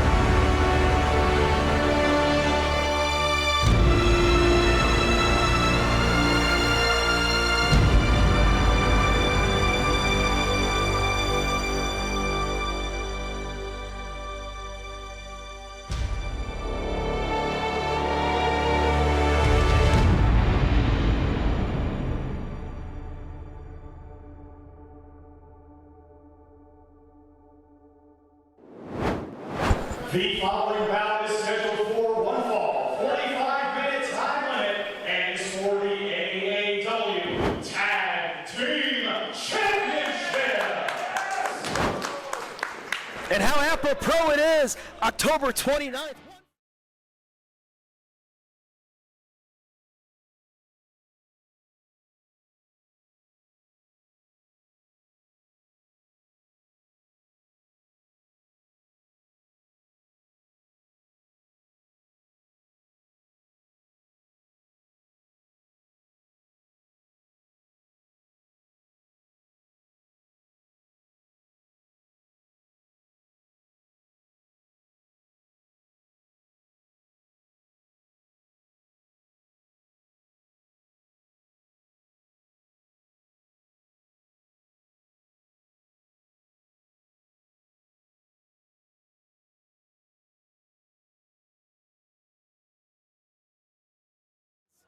But it's no easy task as they face one of the most decorated teams in this company's history. 3 times the AAW Tag Team Champions.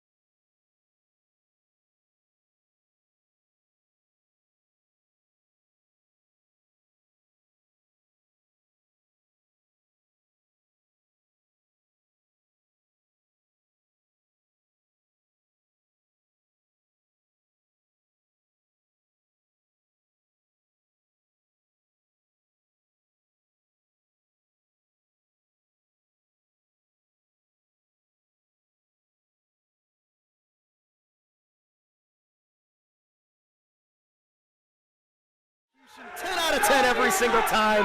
The besties in the world back here at home. AAW is alive and the tag team title's on the line. Well, it's going to be, the tone is going to change when the bell rings because Austin and Fulton were just berating and just shaking their heads in disbelief at these fans the entire time. But as I was saying, the whole's greater than the sum of the parts. I don't know that anybody expected Vega and Fitchett to gel together like they did at first, but I think they have overachieved. They've exceeded all expectations, and they've never looked back. And you got to believe they're happy to be back in the ring, back defending these tag team champions. Imagine the besties having to socially distance for 8 months and quarantine. Now the Madman stepping over that top rope. If there's one man that's not intimidated by anybody on this roster, it's Davey Vega. Let me tell you, Davey Vega was seconds away from kicking Killer Cross's ass just a few months ago. I think if you sum up Davey Vega with just doesn't give an F, and I mean that in a good way. How big you are, how tough you are. Davey Vega, you can call it bravery, you can call it stupidity, you can call it balls, but Davey Vega just doesn't know anything other than straightforward in your face. You know, not only a well-decorated 3-time tag team champion, but some say Davey Vega, the greatest heritage champion of all time. I think you can make a great argument for that, and the gunslinger Matt Fitchett shooting blanks in the early going as Fulton got a shot in on him. How big is Fulton? 6'7", 6'8"? Gotta be at least 6'7". Close, if not over 300 pounds. Yeah. Just an absolute mammoth of a man, ragdolling Davey Vega. Davey Vega's not a small dude himself. Not at all. Vega now hitting the ropes, disorients the man. And we've seen the besties. We've seen the besties in action against bigger guys. I mean, remember Jake Something not too long ago was part of a tag team match. You know, you spoke about some of the adversaries that Davey Vega has fought against. And certainly, Matt Fitchett has never been the biggest guy in the fight. No. Much like Davey, he's always gone full throttle in your face. These guys don't know anything different. And now, for my money, he's hitting the ring right now. Ace Austin, the hottest prospect in wrestling today. You know, he's He's coming into his own. He's breaking out of that shell. This alliance with Madman Fulton's brought a confidence out of Ace Austin that we knew that he had in him all along. You know, you talk about Trey Miguel coming within an eyelash and becoming the Impact Wrestling World Heavyweight Champion. Ace Austin did almost the exact same thing. And let's add to that, if Ace Austin had won that match on Impact, he would be the youngest world champion in the history of pro wrestling. Austin came close to making history in his very early 20s, and then you see the Besties gel as only they can. Flatliner moonsault press, who better than the Besties? Only able to get the 2, and now the Dirty Rook looking to grab a hold of that cravat. Ace Austin finds his back door into a schoolboy. And to your point, every time I see Ace Austin, he's better, he's thicker, more musculature. I think the only thing that may keep him off his game is some of that focus, some of that attitude. I mean, last time I saw Ace Austin, he was chasing after Sarah Shockey's mother. And Fulton is using his partner as an offensive weapon, but backfires. And that unique distraction by Davey Vega, buying Fitchin enough time to roll out of the way. Unique's a good word for most things Davey Vega does. Oh, are you kidding me? I get fearlessness, but Matt, yeah. Looking to pay homage to Big Bill Goldberg. Was looking for a jackhammer there on Madman Fulton. Trying to make Fulton Paul White, Ron Reese maybe? Never mind. Oh, the Yatai gets caught with that Gamengiri. Oh, beautiful boot from Ace Austin. Great dexterity. Kick on the apron from the Dirty Rook. The gunslinger taking him down. And he's measuring Austin as well. And oh, you do not take your eyes off the large angry giant. Good God, Fulton just having his way with the Besties. Huge choke slam. Fulton had such control of fidget. He took all of his weight off of one leg to kick Davey in the face and didn't miss a beat. Scary power, and it nearly caused a changing of the guard for the tag team titles. You know, and you got to think, the Besties have been in there with a virtual who's who. Every tag team that you could possibly name. The Lucha Brothers, LAX, Firefox, Mexi Blood.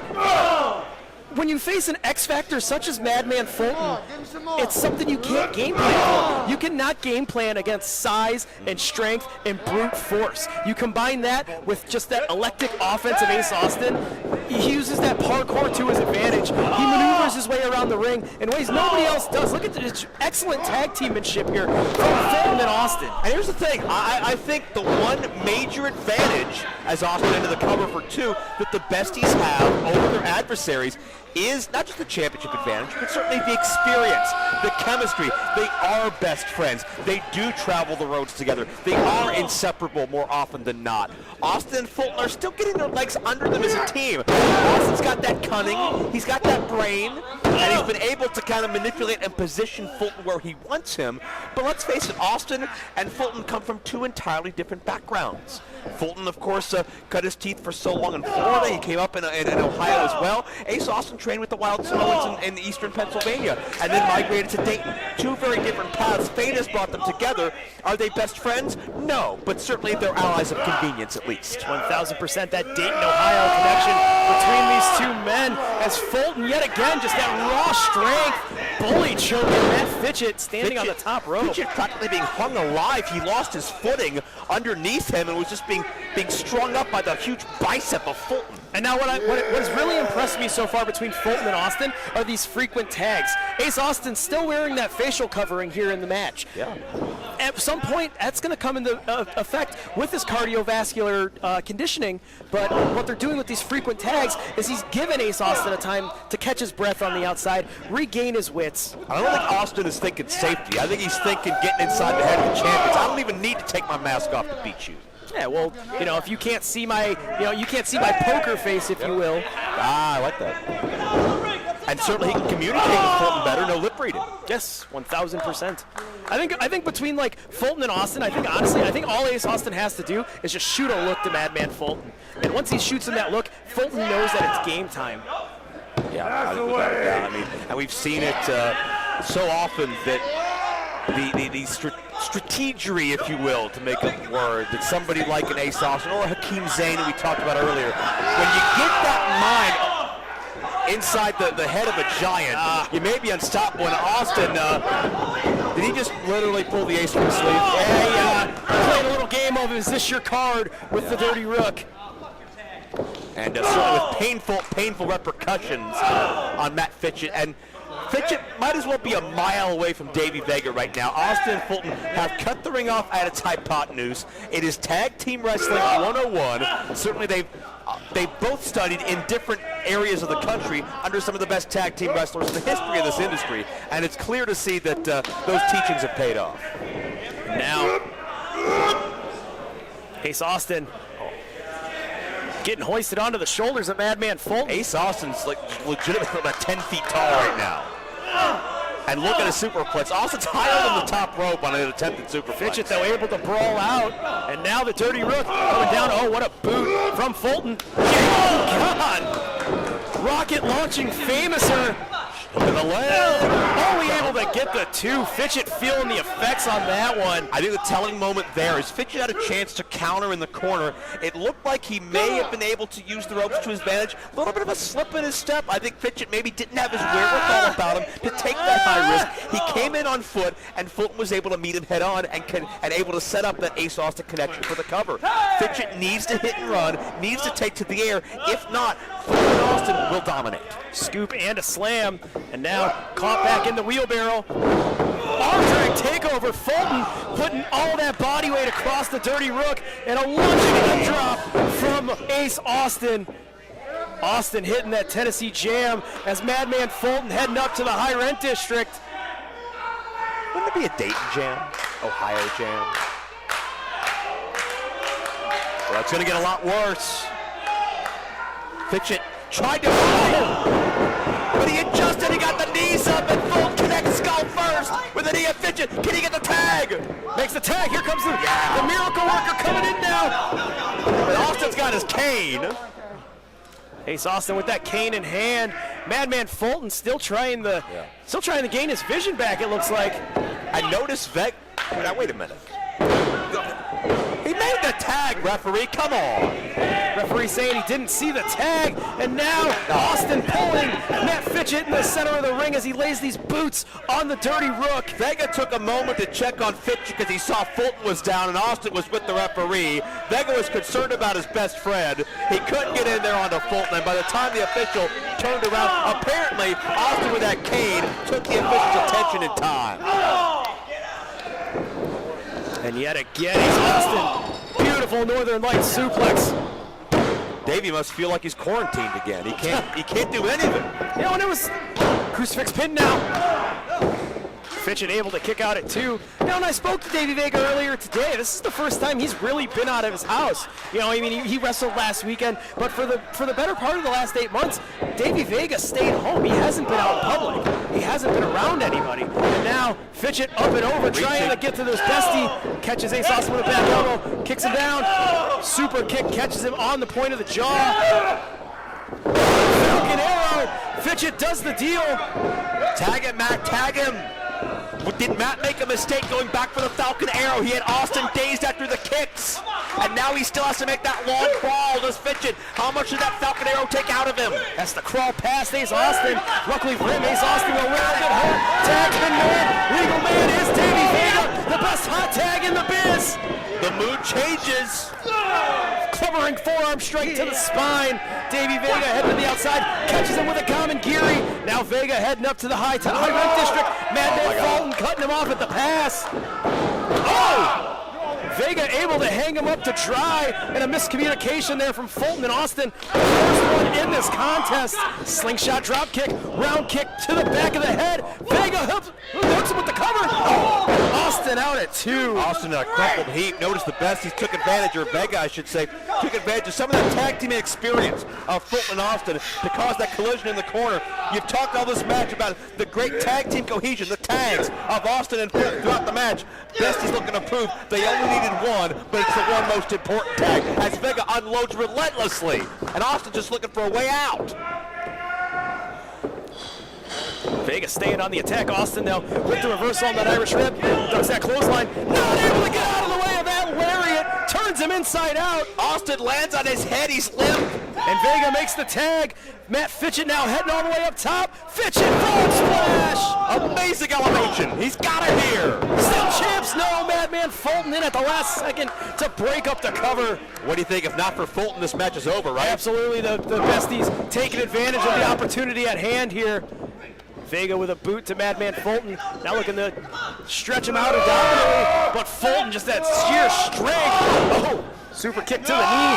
Brings him down to his size. Page and Fitchett. Got a octopus action on top of it.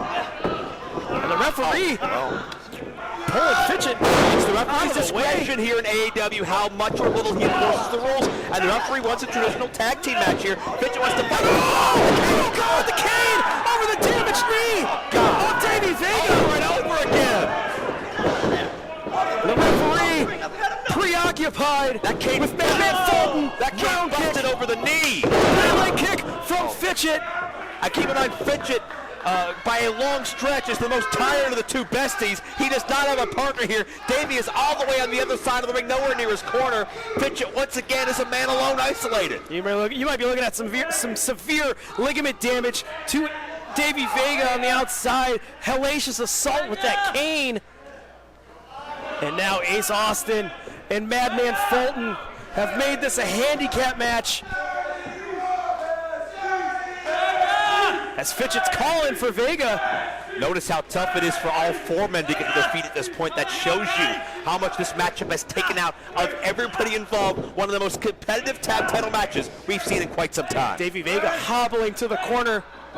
I admire the guts of Vega. And he got the tag. Fitchett makes the tag. Vega now the legal man. Vega knew his best friend needed him, and no matter what the health of that knee, Davey was going to be there for his friend no matter what. And now Ace Austin was looking to make the tag to Madman Fulton. Vega, though, brawling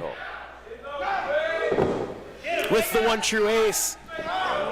These two men trading shots now in the center of the ring.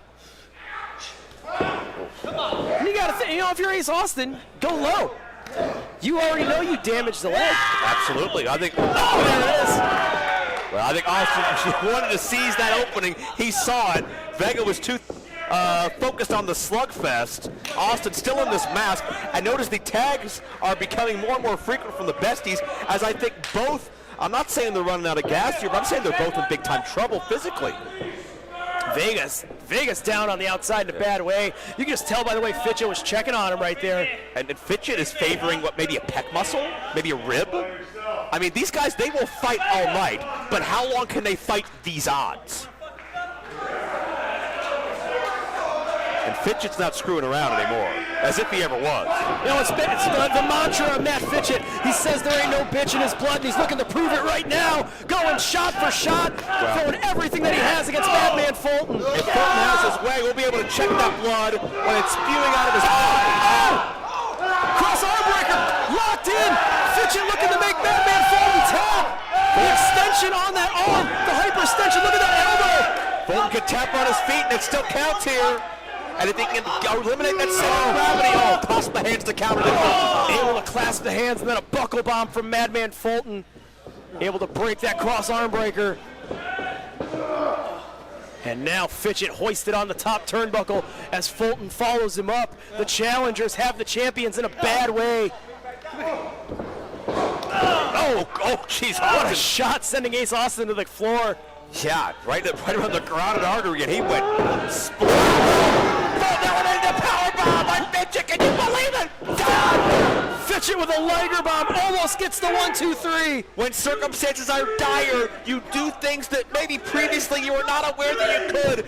Fitchett defies any expectation and powerbombs Fulton in dire circumstances.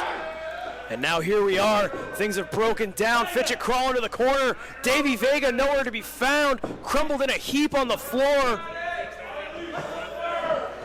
And now Fulton and Austin looking to capitalize. Fitchett's got that knee pad coming now. in looking for that knee strike. Oh, instead gets caught by that tornado kick of Ace Austin. Madman Fulton has him hooked by the neck one more time. Hoists him up. What do they have in mind here? You see the power. Fold! Ace Austin with the fold. Hooks the leg. We got a new champs show. History's been made. The dynasty of the Besties is over. Oh, this is huge. 15 minutes, 53 seconds.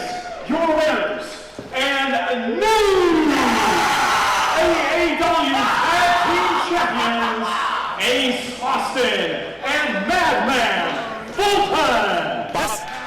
Bottom line here.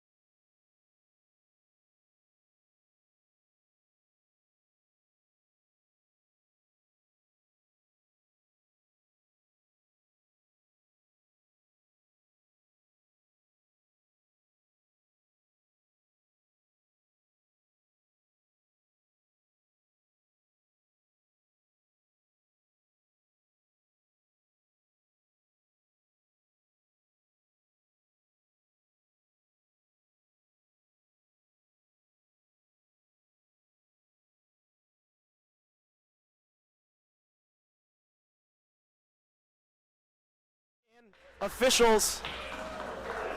What a night of action we've had here so far on Fight TV, Joe. And I got to say, I hope Davey's okay. I hope Matt's okay. There was a lot taken out of those guys, but my thoughts are with them. Our main event is scheduled for one fall, 1 hour time limit for the AAW Heavyweight Championship.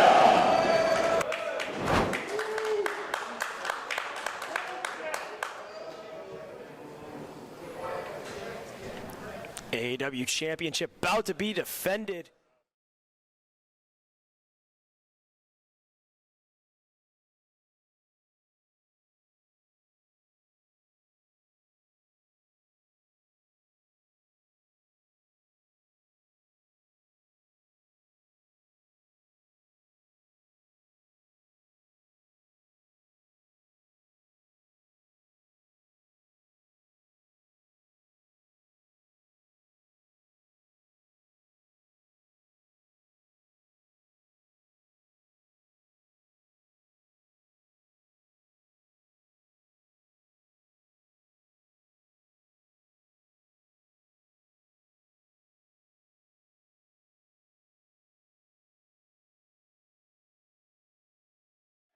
Has been typecast as a tag team wrestler, perhaps unfairly, for many, many years. Jake's one of the best tag team wrestlers of all time here. But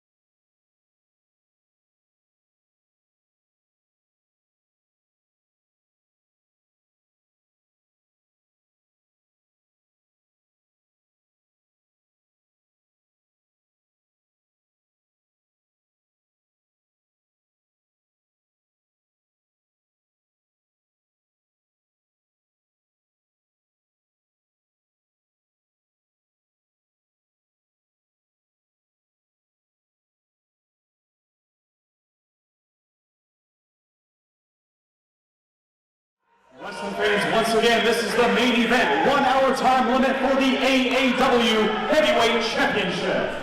Introducing first the challenger in the corner to my right. From Dayton, Ohio, 205 pounds. He's the modern man in black, Crist. Everything to prove, everything to gain. In the corner to my left. From Bucksnort, Tennessee, 226 pounds. He's the king of the trailer park, the eye poke god, lemonades and light beer, the Southern Psycho, and the AAW Heavyweight Champion, Mance Warner! Soaking in the adulation. Jake Crist maybe thinking a little bit better of that. You know, he knows, like, a man like Mance Warner, when you hit him, it only pisses him off, it only wakes him up. Jake Crist thought about doing that, you know, that quick strike at the beginning just to get the better of this, just to kick this action off. But then said, you know what? Why would I wake up a psychopath? That's a hell of a question I don't have an answer to. You know, Manser says he doesn't do matches, he does fights. And that's the difference between Mance and most of the rest of the AAW roster. Mance has earned this respect, this adulation throughout this crowd, certainly everybody on Fight TV as well who couldn't be here. And he's done it on one word, grit. Mance Warner did it the old-fashioned way, and some of this crowd still chanting, hoping that Mance Warner can succeed in the 18-year reign as champion that he alluded to earlier in the year.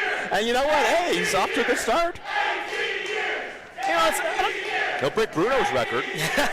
No, maybe to me, you know, it's like Mance Warner looks like he's put on some size, you know, using this time off from everything to his advantage to really complete himself as a professional wrestler. Good size, though. We're not talking about the COVID-15. No, We're talking about somebody who has always been tough, has always been rugged and in your face and smash mouth, but now a little bit more muscle on that frame, a little more power behind it as well to make himself that much more dangerous. And now these two men tussling in the corner. Mance Warner able to get the better of it right now. The modern man in black, Jake Crist, calling for a break. And here's an interesting question, too. One of Mance Warner's recent victims, for lack of a better term, that he defeated was Sami Callihan. How much history does Sami have with Jake Crist? The mini draw, the golden draw. Could Jake Crist cement himself by escaping what some might say is Sami's shadow and doing what Sami couldn't? You know, and it's, think about it this way.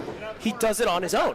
Mm-hmm. There's no Sami Callihan out here. There's no JT Davidson. There's nobody in the corner of Jake Crist here tonight. Jake Crist is a man standing on his own. He's a man on an island, and he has everything to prove here. Yeah. Well decorated here in AAW. 4 times this man held the AAW Tag Team Championship. He's competed for the Heritage title. He's had shots at the heavyweight title in the past, but here he's refocused. He's looking to redefine himself, for lack of a better term. He's that outlaw, if you will. I want to lay out and listen to these shots right now. Oh my God. Oh! I think Jake's always been the most intense member of any tag team he's been in. He's always been the X Factor. He's always been a little bit unhinged. You're not really sure what to make of Jake Crist. Tonight you see Jake Crist unfiltered, and it's up to Mance Warner to adapt or perish. Mance are already rolling to the outside. Following his opponent with a clubbering chop. You could feel that thud from deep down inside your body as he connected with Jake Crist. You know, you think about like the vest that Jake Crist wears. The fact you can hear that chop through the vest speaks volumes of how hard Mance Warner hits his opponents.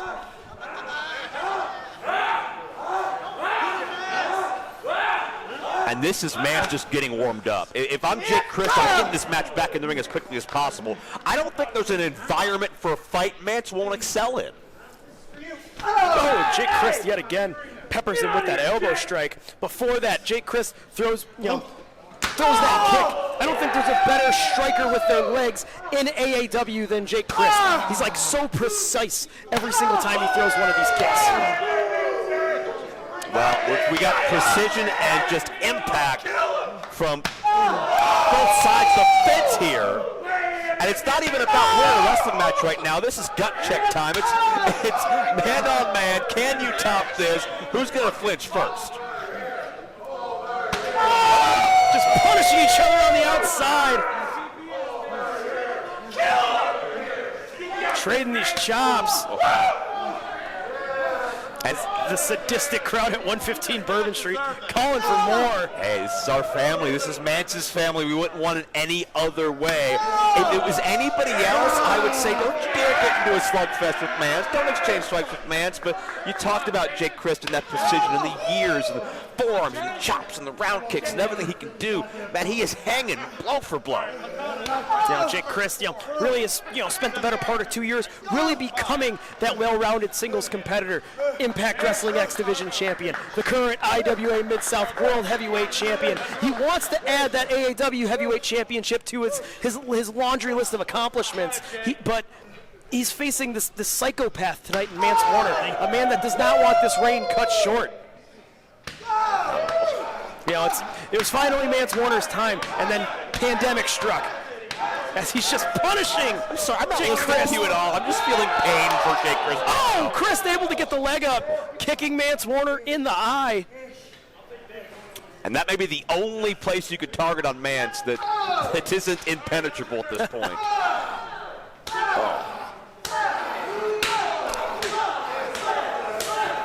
Oh, God. Kobashi and Kawada going at it here at 115 Bourbon Street. I want to know what's going to break first, the chest cavity of Mance or the hand of Jake Crist. I look at the discoloration on Mance's chest. Dropped spine first on the ring apron now by the modern man in black. Crist is relentless. I think Crist realizes, how long has he been here? 13, 14 years? Maybe this is his destiny. Maybe this is his best chance to show what he's truly made of. This is the moment he's been waiting for his entire wrestling career. As you said, there's nobody out here. There's no Sammy. There's no JT. This is Jake Crist's time to shine. And what must you have to do to Jake Crist to take it from him? And Jake Crist going underneath the ring. It's like he has one of those stage lights. Might have gotten left out from a boy band night concert here at 115 Bourbon Street.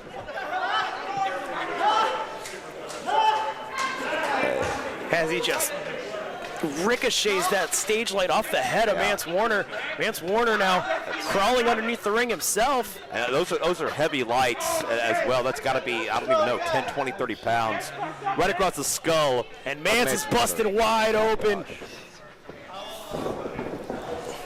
And he is trickling blood like a faucet. Gushing blood, Mance Warner.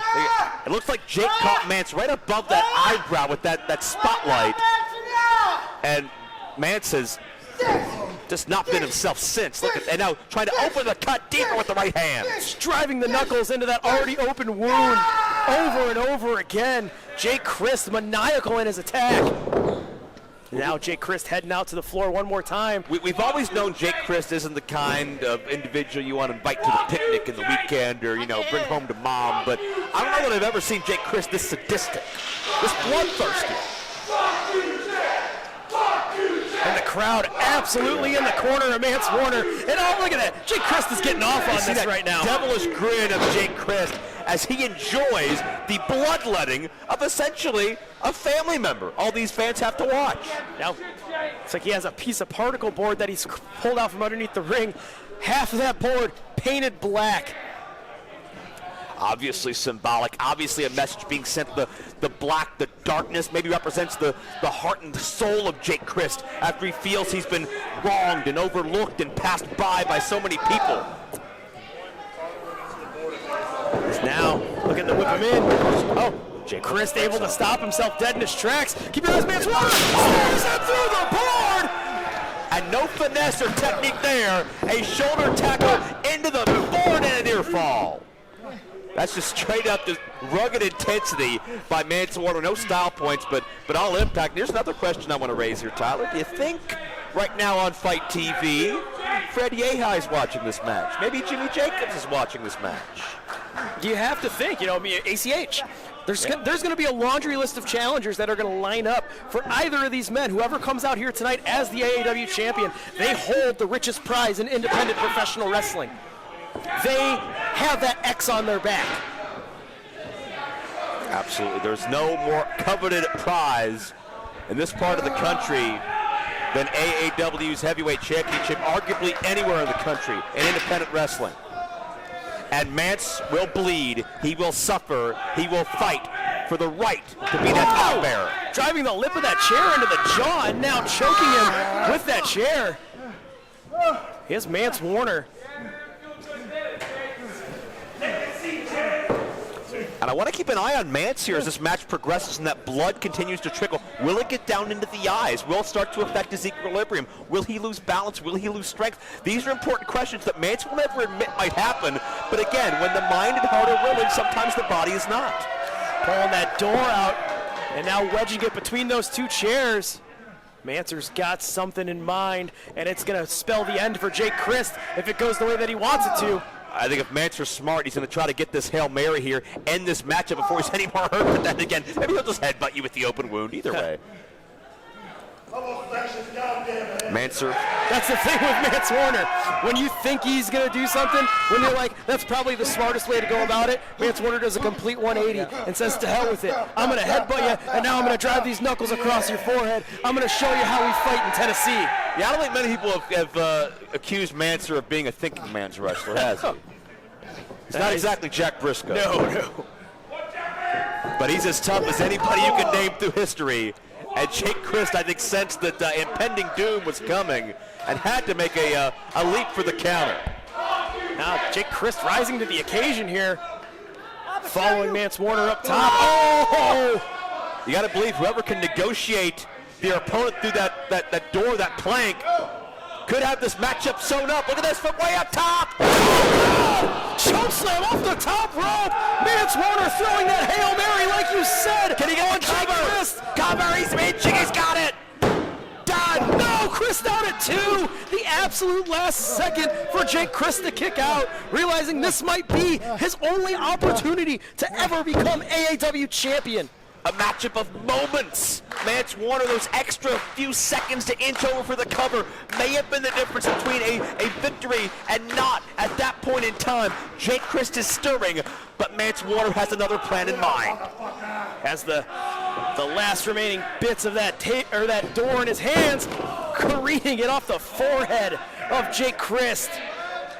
I'm having a hard time figuring out what noise has been most sickening in this match. You've got thuds, you've got chops, you've got broken skin, broken bodies, and we're not done yet. Now it looks like you have a piece of a steel cage, it seems. Some kind of metal fencing. It looks like maybe a cage door. I didn't know that we were at exit. Well, both these men just hoping to exit this matchup in one piece. Now, curious as to what Mance Warner has in mind here with this piece of fencing wedged in the corner. Saboos Jake Crist with that chair. Do you think maybe Mance might not even know what Mance has in mind for Jake Crist?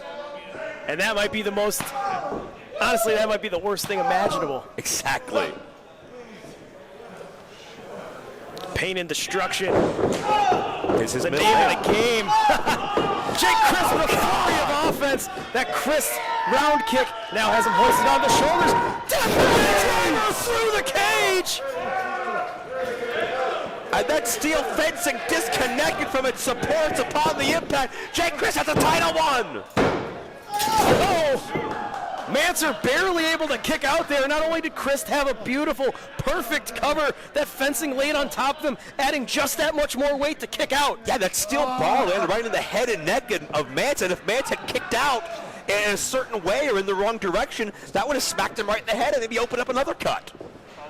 Dangerous circumstances here with AAW's top prize at stake, and now it's Jake Crist who goes to the floor for God knows what. Crist back to the floor now one more time. What else are they going to pull off from underneath the ring? Well, you got to believe in preparation of this matchup, they both may have planted some of their preferred toys under there. And yes, that was the heavy metal whatever you'd call it, the framework. That metal framing hitting the floor. Of that cage door as an example of how heavy and thick that is. It's like Crist Finding another door. Another door.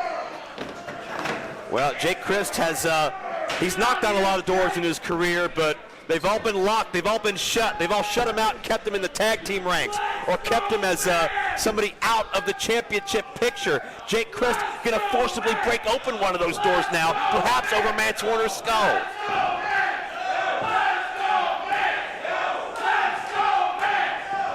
Crowd firmly in the corner of Mance Warner, trying to will their fighting champion back into this contest, Joe. Look at the forehead of Mance. He's an absolute mess.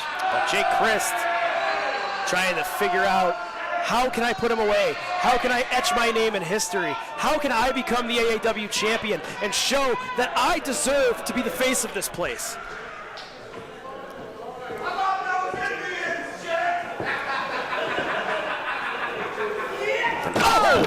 And Mance has a faraway look in his eye that concerns me. I'm not really sure if Mance is aware where he is right now, or even if he's in a fight. He's staggering. He can't get his footing. Oh, able to, might have been playing a little bit of possum though, it seems. I think so. Meets him with that headbutt, and now Mance Warner looking to follow Jake Crist up to that top rope, it seems. Whether it's possum or instinct, either way, Mance Warner reacts, and everybody has to be on notice. Oh, Crist hoisting him. Oh, God, no. You got to be kidding me. Avalanche tombstone through the door. We got a new champ. No way. Mance around at 2. Oh. Neck compression, skull first from way up high. But Mance, my God, Mance doesn't know how to stay down. Mance would rather die than stay down. Joe, an avalanche tombstone pile driver. Not only think about the impact that it, obviously had on Mance Warner, but the impact on the knees of Jake Crist coming down from that high up, crashing through that door. Yeah, we'll see if that affects Jake Crist as this match moves forward. We know it's had a huge effect on Mance Warner, and if he was playing possum before, certainly that's not the case now. Mance is in a do-or-die situation.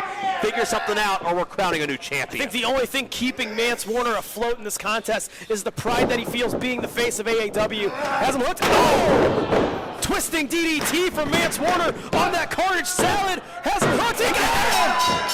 Crist almost kicked out at the last second, but Mance are able to capitalize. 16 minutes, 15 seconds. Your winner, and still AAW Heavyweight Champion, Mance Warner! Tyler, if there's such a thing as a desperation DDT, we just saw Mance Warner pull that out. If Jake had kicked out, I don't know if Mance would have had anything else left, but he gave you everything he had and maybe a little bit more.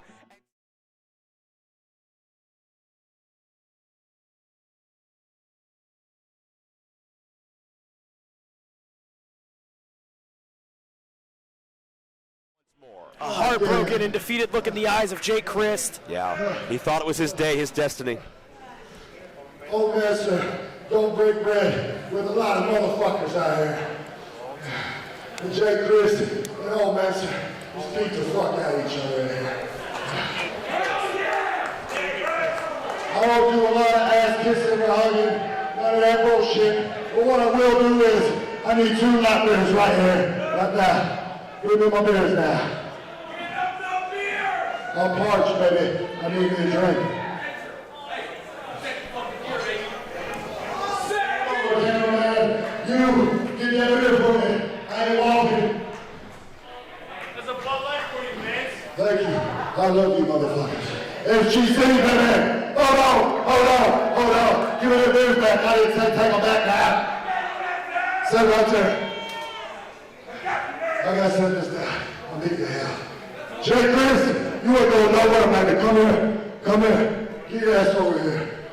Like I said, I don't kiss ass, but I share a beer with the man that pushes me to the limit. You beat the hell out of me, and I beat the hell out of you. Now stand there, here we go, Mance, and have a beer, baby. Come on now.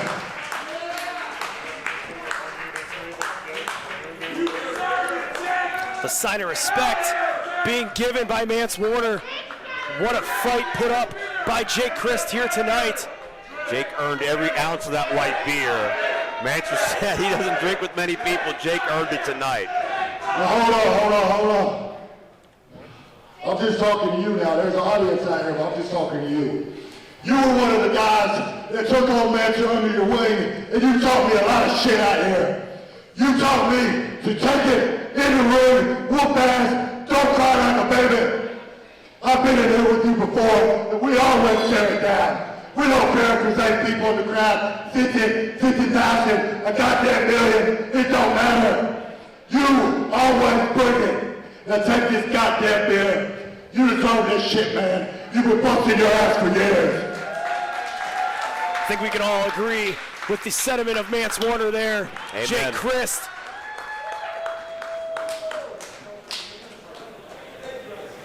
Chugging that beer. Sign of respect celebration from Manser and Jake Crist. Oh, Manser's got the mic. You know I'm going to talk a little bit. I like talking. AAW's been gone for a little bit. We all been stuck inside. We've all been scared, worrying, praying that everybody's going to be all right. I've been sitting home waiting for this goddamn moment to be in front of y'all in this ring, our ring, with our gold and our company. I love you, motherfuckers. This is our goddamn company. Now stand the fuck up. Wait a minute. Stand the fuck up. And I want to hear AAW. The hustle and the muscle. The heritage champ and Karam. One champion to another, but what brings Hakim Zane and Karam out here? AAW, that's right. It was about, 5-6 years ago, Bloomington, Indiana. I laid eyes, scrawny, 160-pound kid with shitty gear, but he had a twinkle in his eye, and that was you. And no one gave a shit about Mance Warner, but I saw something in him. And we would talk here and there, and then you started to cut these old school promos, and I was one of the first people to tell you, keep doing it. I would message you on social media and tell you to keep doing it. And then you started to blow up. And then bam, Mance Warner on top of the world. And I look in your eyes right now, and I don't see that fire anymore.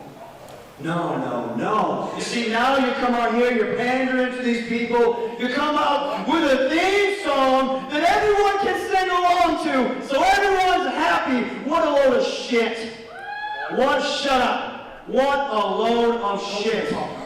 That's fine, she doesn't need to nobody. But speaking of being with somebody, this right here makes me number 1 contender for your title. That's right, they're right there. And all you've been doing with that is keeping it warm for me. So, what I'm saying, I think we need a changing of the guard.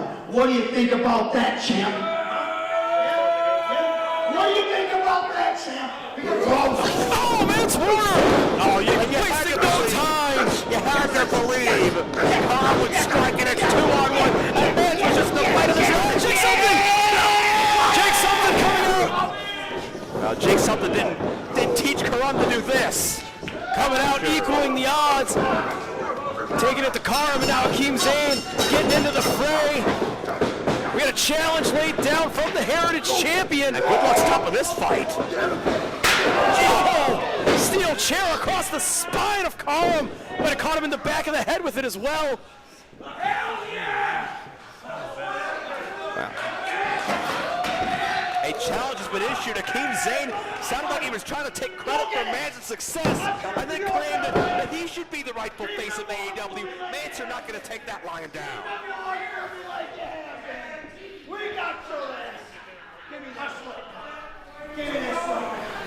Open this up right now. Zane and Karam looking to fight another day as Manser and Jake Something stand tall. What a collision this has been, but the battle line's drawn. Jake Something coming out here and defending what's right. Hakim Zane is still the Heritage Champion, but it seems he has his sights set on even bigger prizes. Very few men in this company's history have claimed and called themselves double champion. Hakim Zane wants to join that list of competitors at one point or another. And it looks like sooner than later, but oh, wait a second. Mancer coming to claim what's his.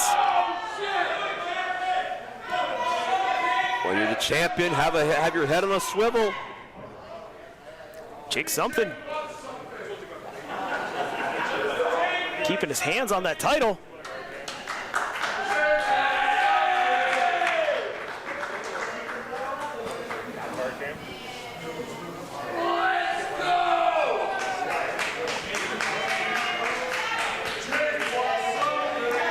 And now it seems like a new challenger has joined the fray, Joe. Well, you can feel that tension. I think Jake something pretty much telling Mancer, hey, keep this warm for me. I'll be coming for it soon.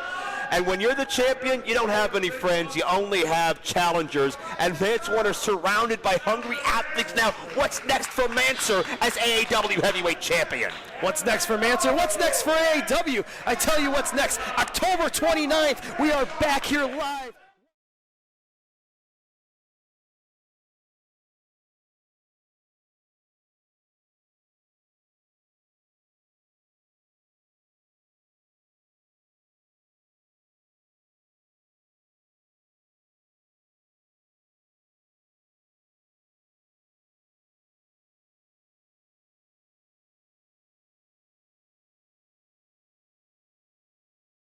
Live on here, can I cuss on Fight TV? They're gonna throw me off there, maybe we'll find out. First of all, cameraman, you gotta get better, baby, by holding on to my beard and then getting me the microphone when I need it.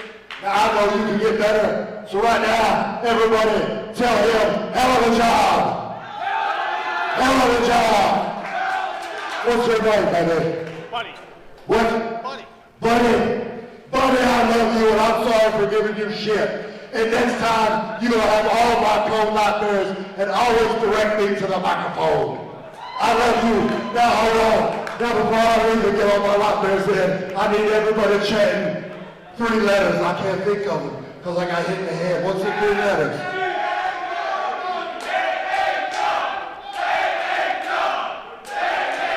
Now, keep on going so I can walk on out of here. I love you, motherfucker!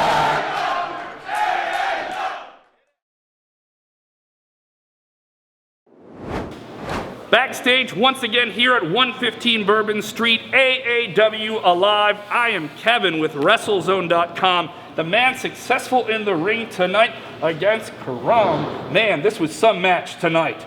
How you feeling, Jake something? I mean, he kind of kicked my ass a little bit, so I don't feel great. But obviously, I got the job done because that's what I had to do. But then afterwards, I know him. I know Hakim Zane out here throwing their insults, throwing challenges to me and Mance. And I got to tell you, I don't even need to talk to Mance about it.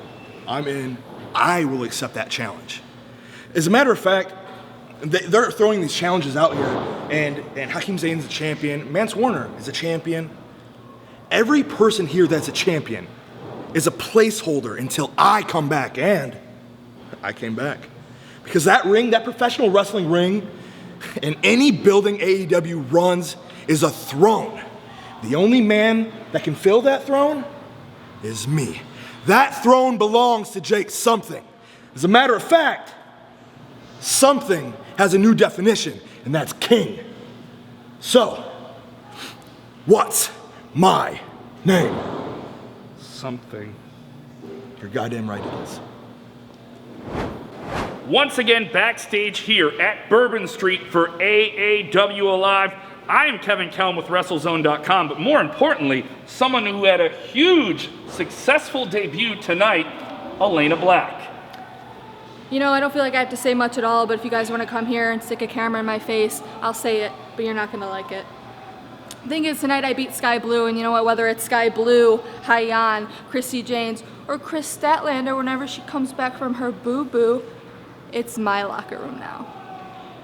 And whoever wants to step up to the plate, whether it's anybody I just named, any newcomers, anybody who's watching this right now, I'm ready, and I'm running the AAW women's locker room these days. Backstage here at AAW Live in Bourbon Street with someone who didn't have the outcome they were looking for tonight, Skye Blue.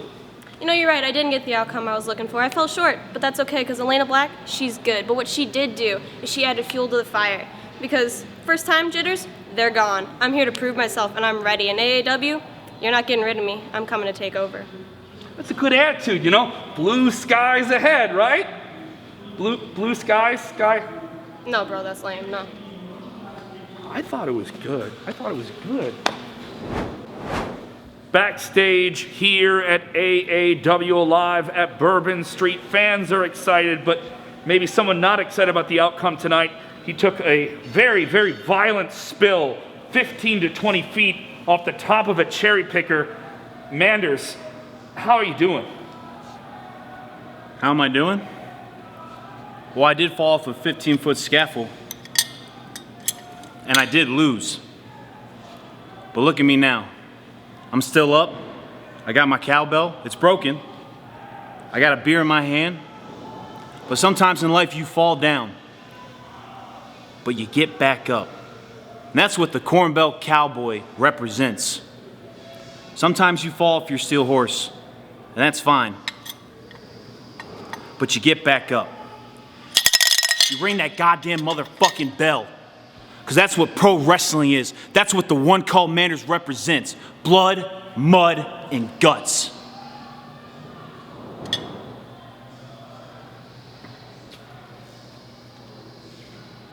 Hell yeah, brother. Hit the shower. Second gear, baby. Hey, like Manders said, second gear, it's not just a term. It's a mentality. It's not pro wrestling, it's life. It's in the ring, outside of the ring, on the road. Matthew fucking Justice, you may have heard my name before, maybe you haven't. But after tonight, you probably fucking remember it. 15 years, I don't call myself a lifer for no reason.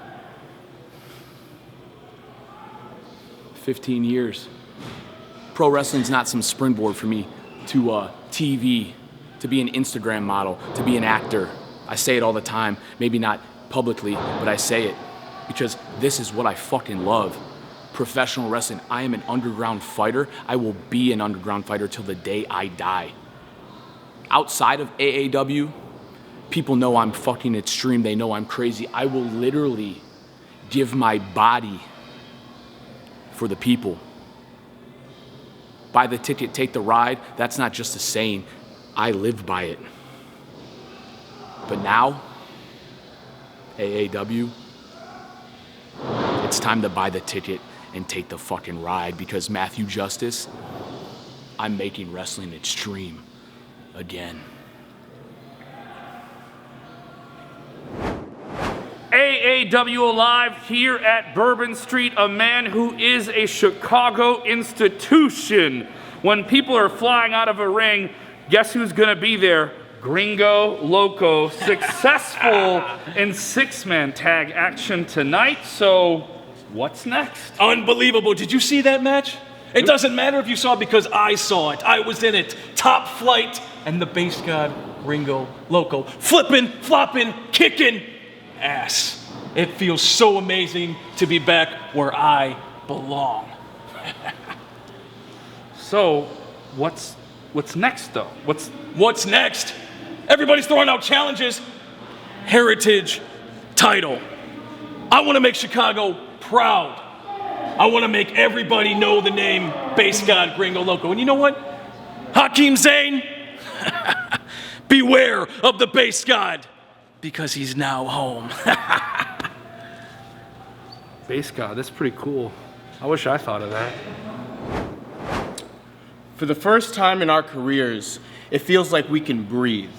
And tonight we went out there and we showed AAW what we were all about. My brother and I, we're here to stay. We are the future. So October 29th, we're gonna challenge for the AAW Pro Tag Team Championships against Ace Austin and Madman Fulton. Yeah, and you see there's been a lot of good teams coming through AAW, and there's been a lot of good brother teams coming through AAW. But we are the next generation. And see, it doesn't matter how hard you work. It doesn't matter how many times you call yourself the best. We go out there and we prove it each and every night because you might be good. Hell, you might even be great, but you're not top flight.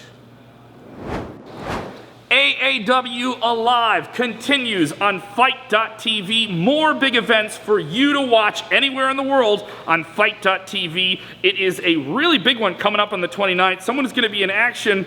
They didn't have the best night tonight. Ace Perry, could you join us, Ace Perry? Hold on. You guys you don't have a chair for me or anything like that? Everyone stands. God, it's so bright. Okay. I'm used to the bright lights though. Go ahead, continue. Ask me a question. Okay. Alive! AEW's alive, baby! Yeah. Woo! All right, well, the next big event coming up on October 29th. October 29th, yep. What do you want to set out to accomplish? Okay. Let's see. Well, October 29th, it doesn't really matter who I'm up against because I'm Ace Perry. You see the glasses, you see the hair, the glove, the neck, you know what I mean? All that stuff. I'm Ace Perry. You get that? Yeah. I get it. I got it. Okay. The point is, October 29th, it doesn't matter who I'm up against, who AAW puts in my way, because everyone lays down for Ace Perry. Everyone. Maybe not that line. Maybe... Whatever. I mean, the lays down part, like now? Oh man, it doesn't feel good to be back in AAW. I don't know if you can tell or not, but I was the mystery man tonight. I won't be the mystery man next time. It's October 1st today, and all I can think about is how upset I am. Halloween Kills got pushed back by an entire year, and now I don't want to celebrate Halloween. So on October 29th, Stephen Wolf, since you wanted to punch me in the fucking face like a bitch, I'm gonna fuck you up. I'm gonna take every frustration I have about this movie. Look at this motherfucking tattoo. You think I'm playing about Michael Myers right now? Do you think I'm playing? Stephen Wolf, I got your card. And I'm calling it October 29th. And if I don't see you October 29th, I'll see you the next month, I'm sure. And if I don't see you then, I'll see you after that month. And if I don't see you after that month, I'll see you the month after that. Hold on.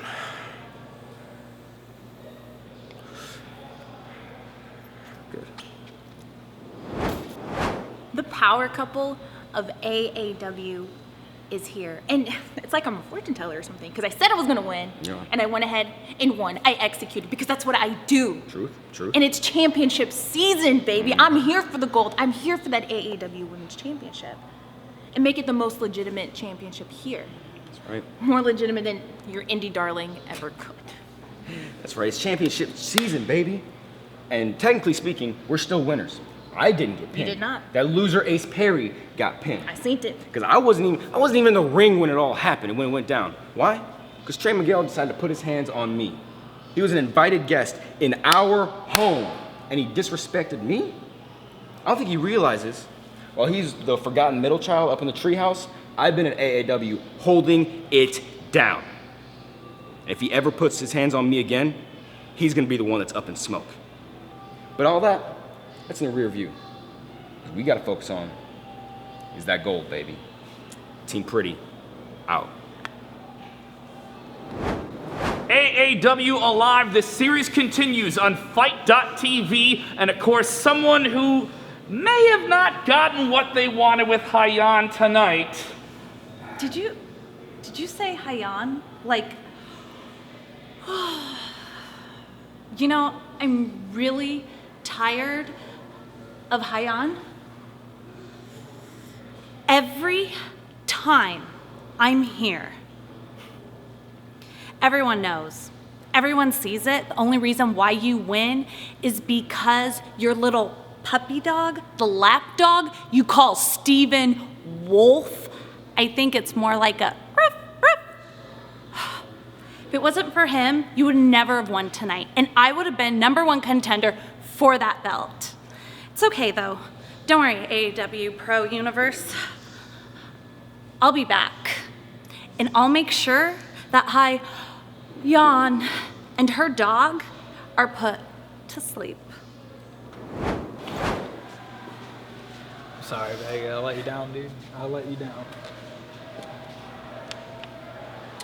I really don't. I don't know what else to tell you, man. I don't have the words. I'm sorry. I'm sorry. No, this isn't on you. It's on both of us. How long have we been doing this?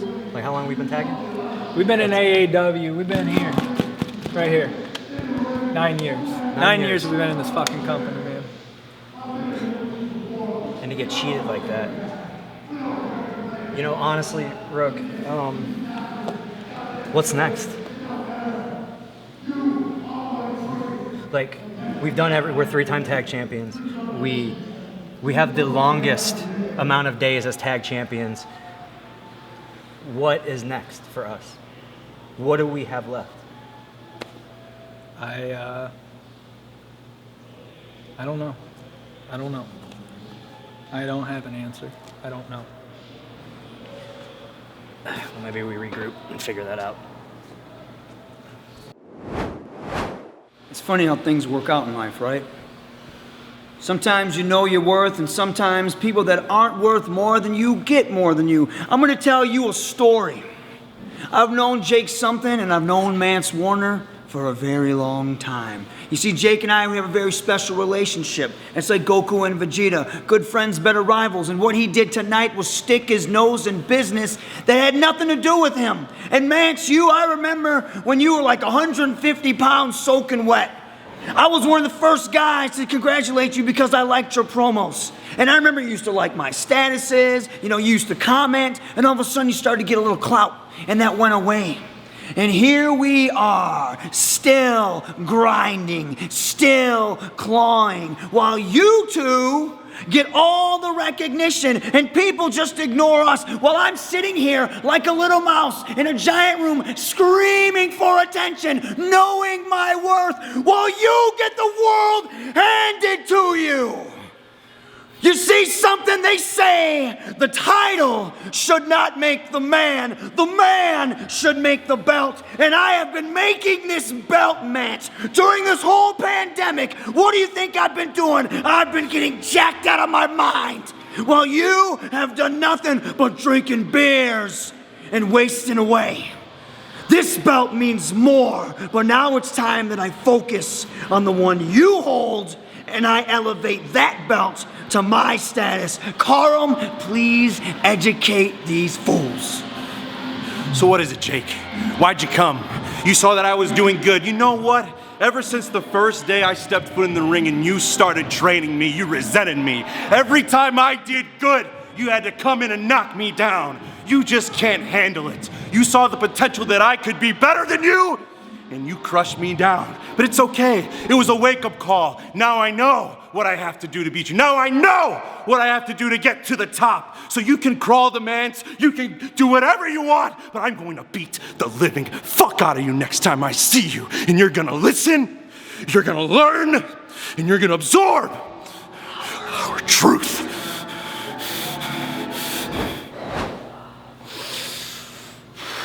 I gave it my all tonight. Mance Warner, there's a reason why you're heavyweight champion here. My hat's off to you. Now, Matt Justice, I hear you like to get a little crazy. October 29th, do you want to get crazy with the Modern Man in Black? Do you want to take it to another level? Well, let's do it. October 29th, Jake Crist, the Modern Man in Black, versus Matthew Justice. What do you say? What do you say, AAW? Let's do it! October 29th!